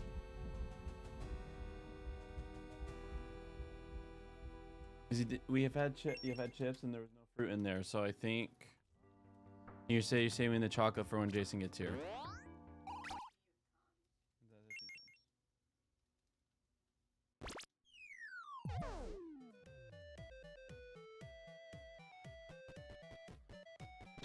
What's up, friend? Yeah, I'm waiting for you. Whenever you communicate you're ready to read, we can read. But just know.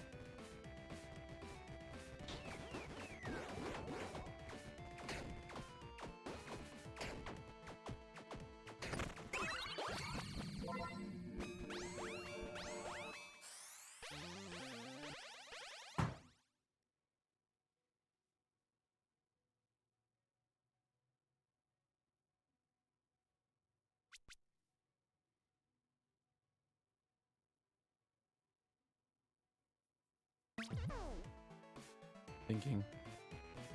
Wonder if I can range effect where it makes so all range are considered close range. No matter what, I'm propping fighters in.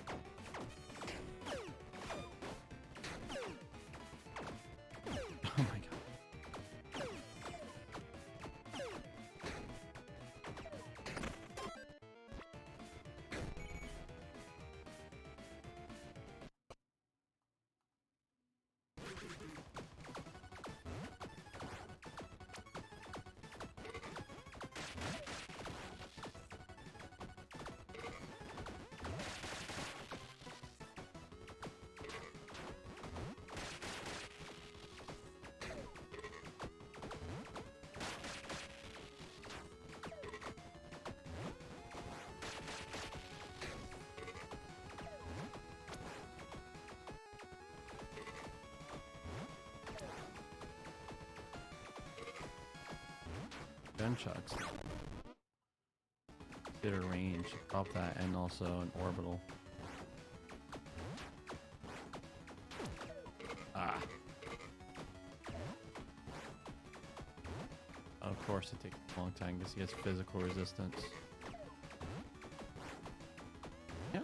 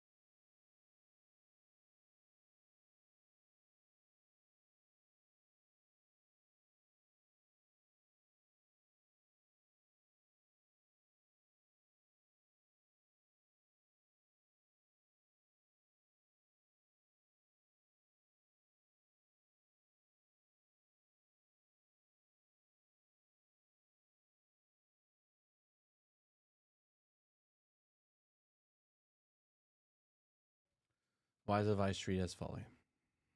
King Jesus, you're good. Thank you again that we can take this moment to watch how kings fall, how usurpation happens.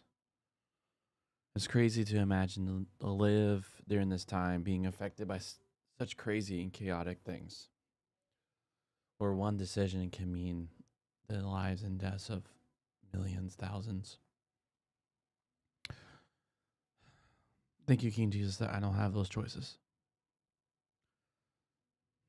I don't want those. Be a lot more on me if that was the case. But with what you have given us, may I work with your wisdom. When I see things that are beautiful, I work with your wisdom with the beautiful things around me. Thank you, King Jesus, that you saw good in your eyes to die on the cross. Because of that, the good thing that came out of that was resurrection. So that the body that you have, the resurrected body you have, is the resurrected body you will have. As death could not hold on to you, we look forward to death not holding on to us. And so thusly, the fear of death does not reign over us. So we could live wild and crazy for you. Amen.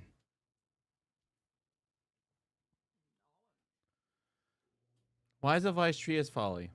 Ahithophel said to Absalom, I should pick 12,000 men and set out to pursue David tonight. So I come upon him when he is weary and weak. I'll make him panic, and the entire company with him will flee. I'll strike down the king alone and bring back the entire company to you. When everyone has come back, except the man you're seeking, all the people will be at peace. The words seemed sound in the eyes of Absalom and all the Israel elders. But Absalom said, Will you summon Hushai the Archite so we can also hear what he says? So Hushai came to Absalom, and Absalom said to him, This is the way Ahithophel spoke. Shall we act in accordance with what he says? If not, you speak. Hushai said to Absalom, The advice Ahithophel has given is not good this time. Hushai said, You yourselves know your father and his men, that they are warriors. They are as fierce-spirited as a bear in the wild that has lost his cubs. And your father is a man of war. He will not spend the night with the company. Yes, he will now have hidden in one of the pits or in some other place. And when some of Absalom's men fall early on, someone will hear and say, Disaster has come on the company following Absalom. That person, even if he is a strong man whose spirit is like the spirit of a lion, will totally faint. Because all Israel knows that your father is a warrior, as are the strong men with him. Therefore I advise that all Israel from Dan to Beersheba, like the sand on the seashore in numbers, gather to join you, with you personally going in the midst. Then we will come against him in some place where he may be found, and descend on him as the dew falls on the ground. None will be left of him and all of the men with him, not even one. Absalom and all the Israelite men with him said, The advice of Hushai the Archite is better than the advice of Ahithophel. Yahweh had ordered the frustrating of Ahithophel's good advice so that Yahweh may bring trouble on Absalom. When Ahithophel saw that his advice was not acted on, he saddled his donkey, set off, and went home to the city. He gave orders concerning his household and hanged himself. He died and was buried in his father's tomb. Chapters 7, 18, and 19 also relate how Hushai gets information to David about Absalom's plan, which gives David time to cross to Jordan. David's company defeats Absalom's there and against David's orders kills Absalom himself. When David is overcome by grief, Joab rebukes him for not caring about the way his men have given themselves for him. The people as a whole agree to ask David to return to Jerusalem as king.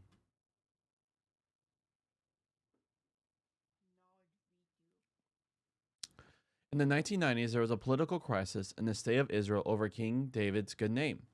The foreign minister had been accused of slandering David in a parliamentary debate, and his words prompted 3 motions of no confidence against the coalition government. Although the ruling party made it through this particular crisis, they were anxious that the affair might have an effect on an upcoming general election, since it might unite the whole religious community against the party. The chairman of the coalition called on the foreign minister to make a public apology, but he was unwilling to do so, though he had said that he did not intend to denigrate King David by remarks he had made about his relationship with Bathsheba. His actual words were, "Not everything that King David did on the ground, on the rooftops, is acceptable to a Jew or is something I like." We know that David is constantly a mysterious, enigmatic character. There are many sides to him and many sides to the Old Testament portrait of him. It is thus possible to be selective in one assessment of him. Indeed, it is almost inevitable.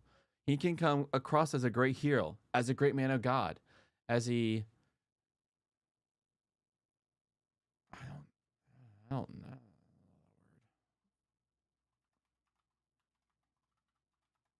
Chevalian? Cunning, scheming, and unscrupulous, especially in politics. Machiavellian. Machiavellian. Okay. So he can come across as a great hero, as a great man of God, as a Let me look up. That's an interesting word. Oh. Let's do this.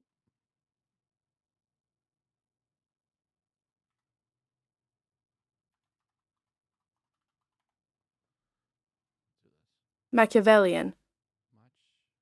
Machiavellian. As a Machiavellian schemer. So he can come across as a great hero, as a great man of God, as a why am I having a hard time? Like, whenever I get back to this word, I have to re-listen to it again. Machiavellian. Oh, see, ch twice. Machiavellian. Machiavellian. Machiavellian. Okay. Machiavellian. He can come across as a great hero, as a great man of God, as a Machiavellian. As a Machiavellian schemer. Remember what that word Machiavellian means? Like shrewd. Like really good at getting what you want by scheming. As a Machiavellian schemer. As a consummate leader and warrior, or as an incompetent dither. In a way, the dilemmas and choices that people make. I want to make sure I say that word right too.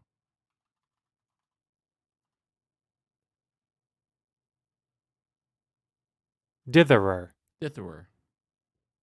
Or as an incompetent ditherer. Actually, we didn't even look up. What does that word mean? Get from context, but ditherer. Be indecisive. Ah, ditherer is indecisive. What does ditherer mean? Indecisive. You know what indecisive means? So, like, it's like whenever we go get takeout. And I'm like, oh, do I want this? Do I want that? Like, and so I'm like sitting in my indecisiveness. That's a ditherer. In a way, the dilemmas and choices that people make as they read his story parallel the choices and dilemmas that his subjects and his staff had to make. Perhaps Absalom epitomizes this. While he may have been governed purely by self-interest and ambition, he was giving some excuses for his action by David's dithering over Ammon and Tamar and over his attitude to Absalom himself and by his possible neglect, to see that authority was exercised in a fair way for people. Ahithophel also epitomizes it. Perhaps he too can see no future for David the Dithwer and has a sense of affront at David's failure to rule properly. If this is so, it transpires they have nonetheless made the wrong choice for reasons that they might or might not have been able to take account of. Ahithophel's strategy was dead right. It is imperative to pursue and kill David now before he has a chance to regroup and reprovision. Absalom's strategy and also seeking the advice of Hushai was also dead right. The more advice you have, the more likely you are to make a good decision.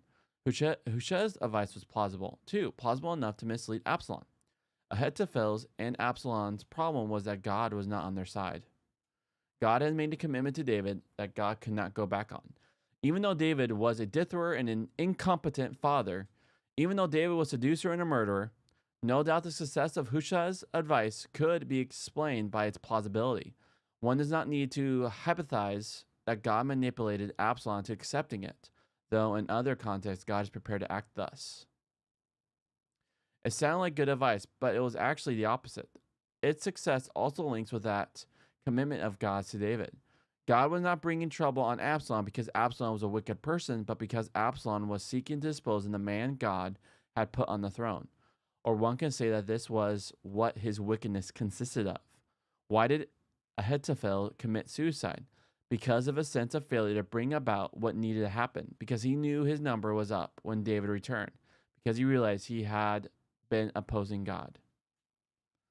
The delay duly does give David a chance to cross the Jordan, get supplies from allies there, and organize his troops. He yields to pressure from his troops not to take part in the battle himself, but to stay safe in Mahanaim, where in effect he sets up a government in exile. As the troops leave for the battle, his last order is that they are deal gently with his son. Everybody knows it. David's troops take on the much more numerous Israelite forces in wooded country, which may be more favorable to them than open country. As the story puts it, the forest devoured more of the company than the sword. With some irony, Absalom's magnificent head of hair gets tangled in the branches of a tree he passes under. I didn't notice that. That is really funny. Did you hear that, Logan? Logan? Oh, yep. He's there, but not there. So it talks about his glorious hair, and it's actually what causes his fall. It like gets tangled in branches of a tree he passes under. His donkey races on, and Absalom takes refuge in the tree. But some of David's men see him and tell their commander Joab. Notwithstanding David's order, Joab and some of his men kill Absalom. That brings the battle to an end, and Absalom's army flees. Joab sends runners to tell David the good news, but he is distraught when he hears that Absalom is dead. Absalom, my son! Absalom, my son! My son! If only I myself had died instead of you. Absalom, my son, my son. Hard-headed Joab points out that David's preoccupation with his son risks once again surrendering the support of his men as he makes them ashamed of their victory instead of being proud of it. He cares about his enemies, which might seem okay, but he acts with enmity towards people who care about him, which is at best unwise. He's behaving as if he would be glad if Absalom were alive and his own supporters all dead. A leader cannot allow family consideration thus to dominate his life. So David gets his act together and receives his troops, and that people as a whole remind themselves of the reason they were once glad to have him as king. David is thus able to encourage them to welcome him back. He resists any temptation or pressure to take redress from people who had rejected him, but rewards people who supported him. All right, friend, we can start. And just know that, like I said, anytime, okay?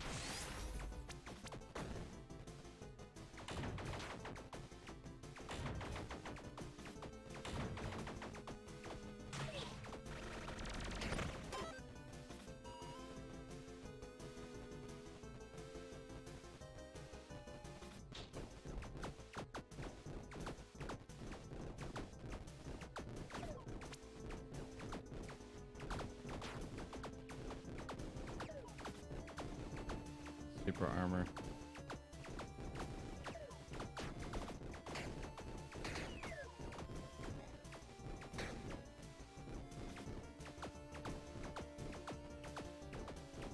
Okay, get my head back on together. I remember what kind of build I'm doing.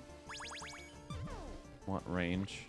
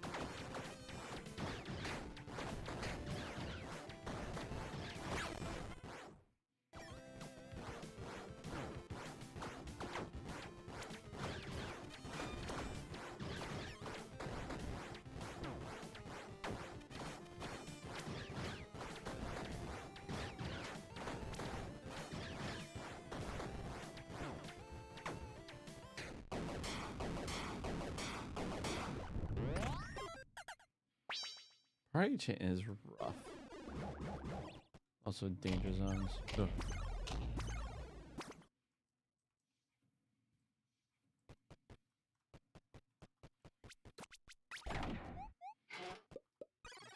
Expert.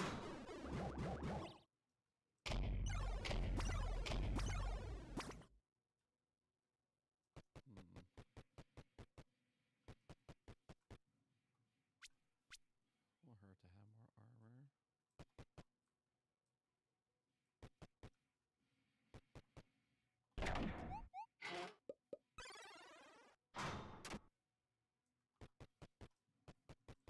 Evil. That's irritating. Yes, I want to proceed.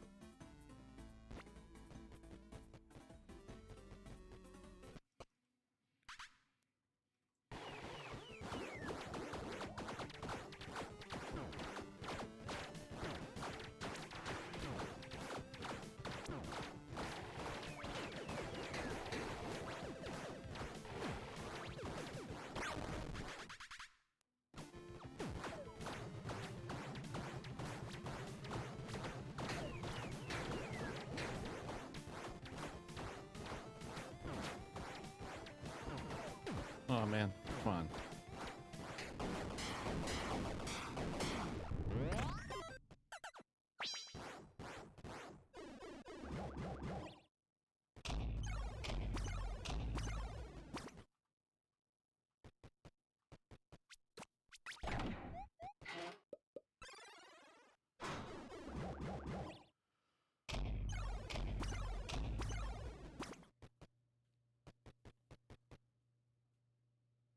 Ooh.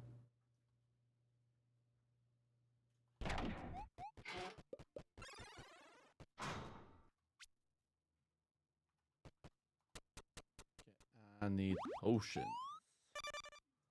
Potions, potions, potions.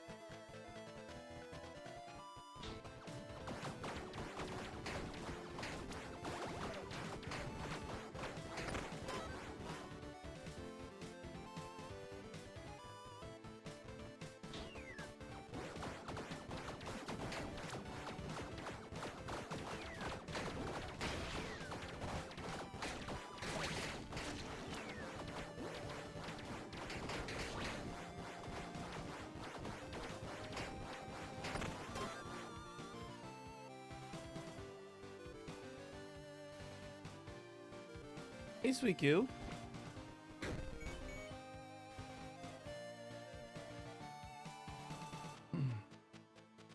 Hey, love. Hey, Robin. We cool?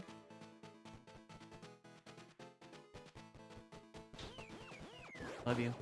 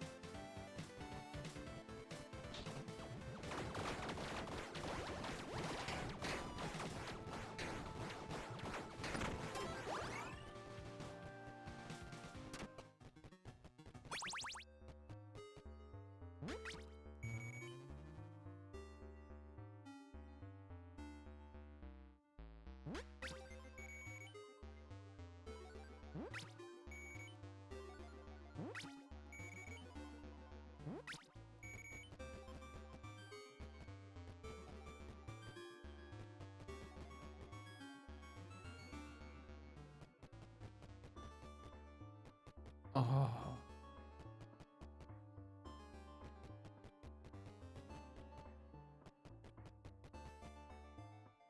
Like, keep an eye out for these charms before I start selling things.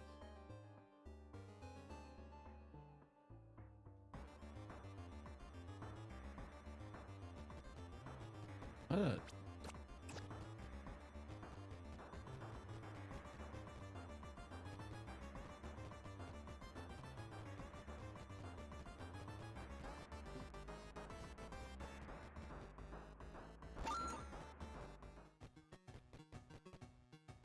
For the future.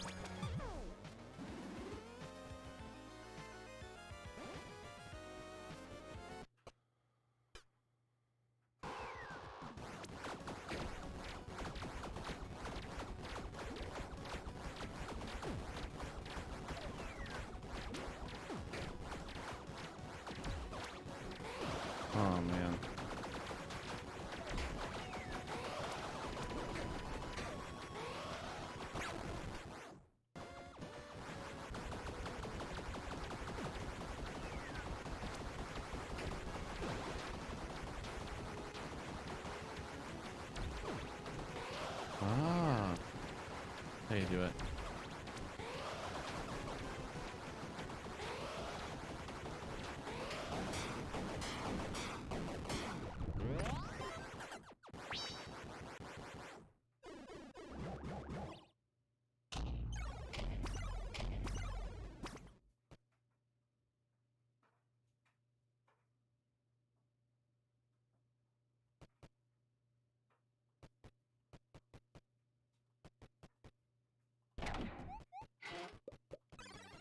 Oh. Got many options in front of me.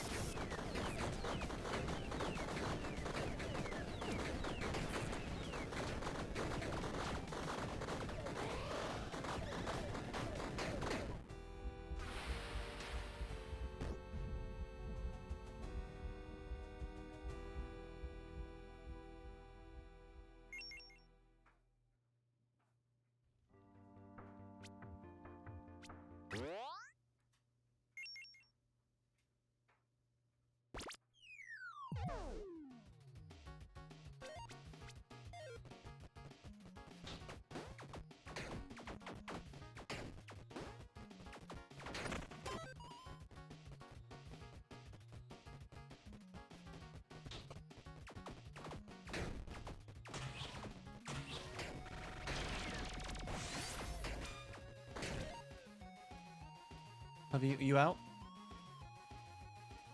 Okay.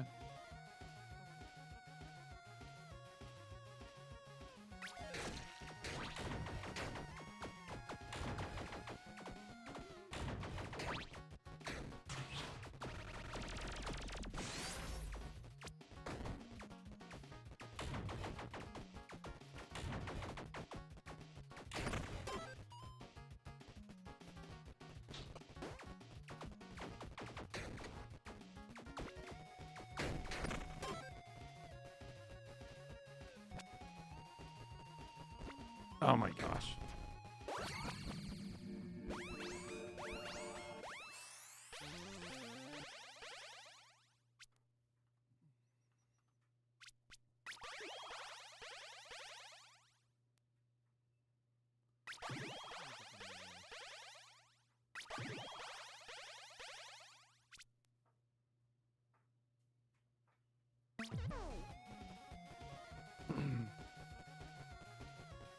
So frustrating.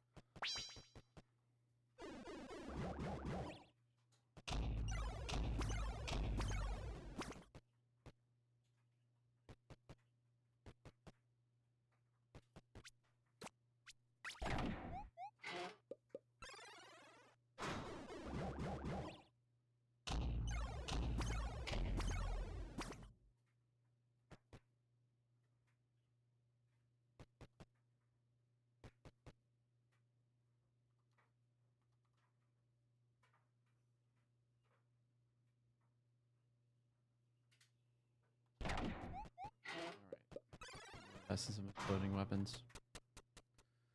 Blowing gun, make him level 5. That sounds best. Let's do that.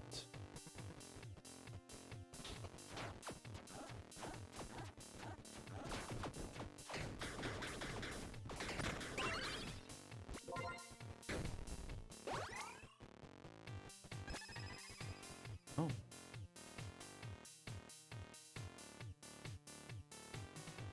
Right now.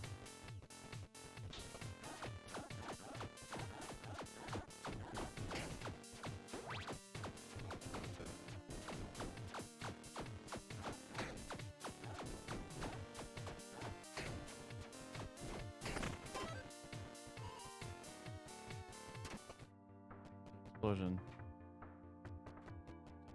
Okay, what did the game gives me? Hold this for right now.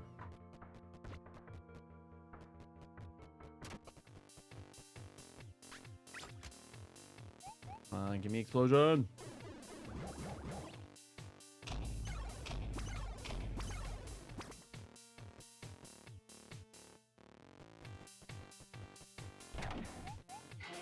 Hold this until.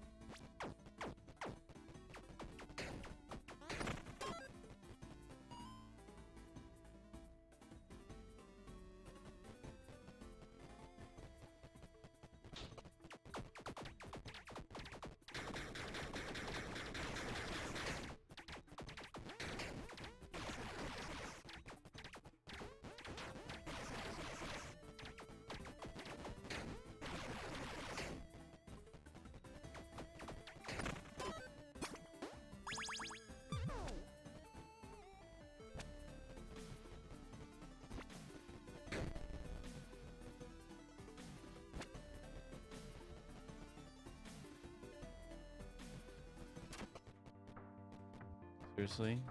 No explosion yet.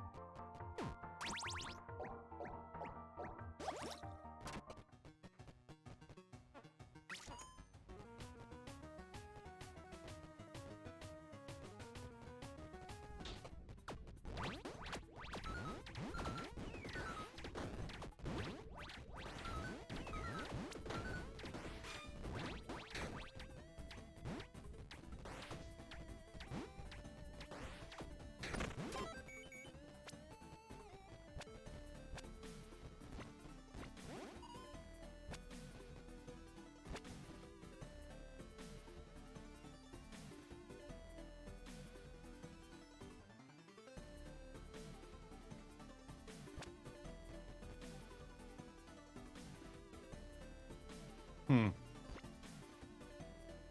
That changes everything.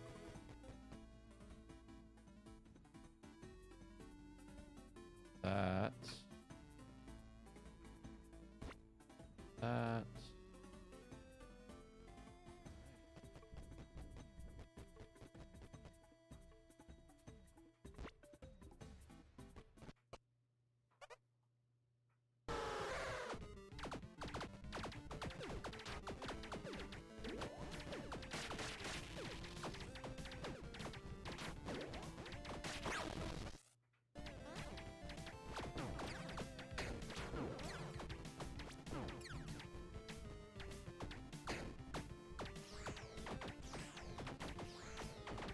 Oh my.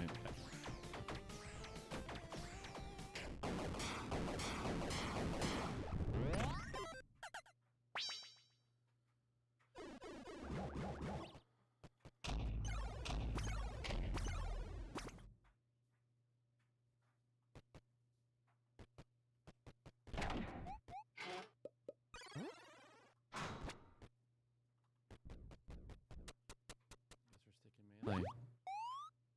I was gonna go range, but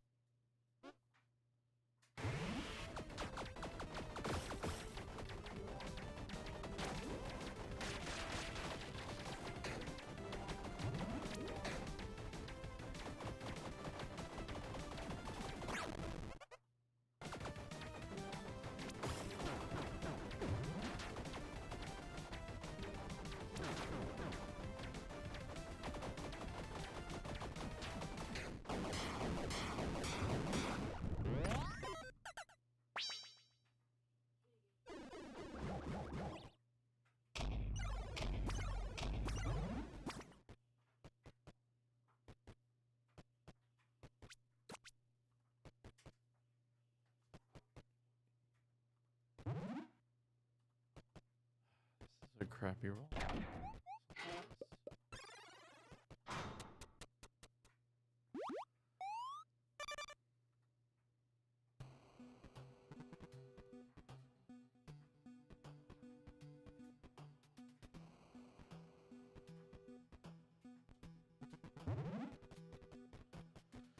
Random potion. Potions are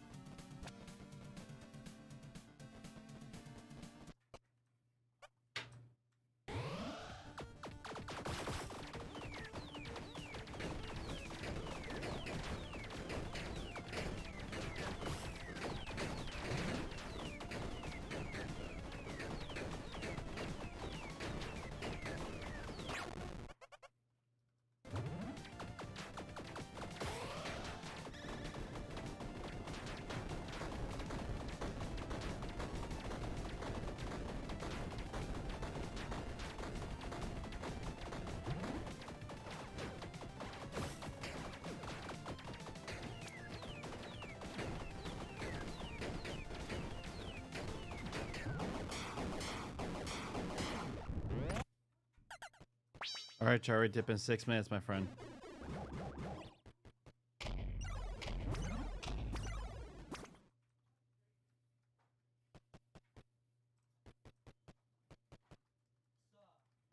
Hey, Brendan. You ready for your fusion? Yeah. There you go.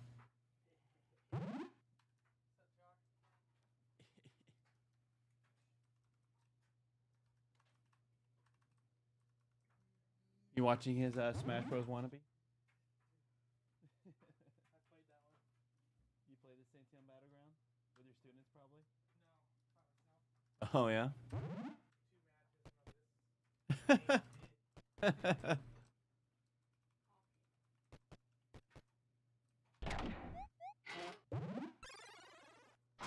Maybe I should have got the boots.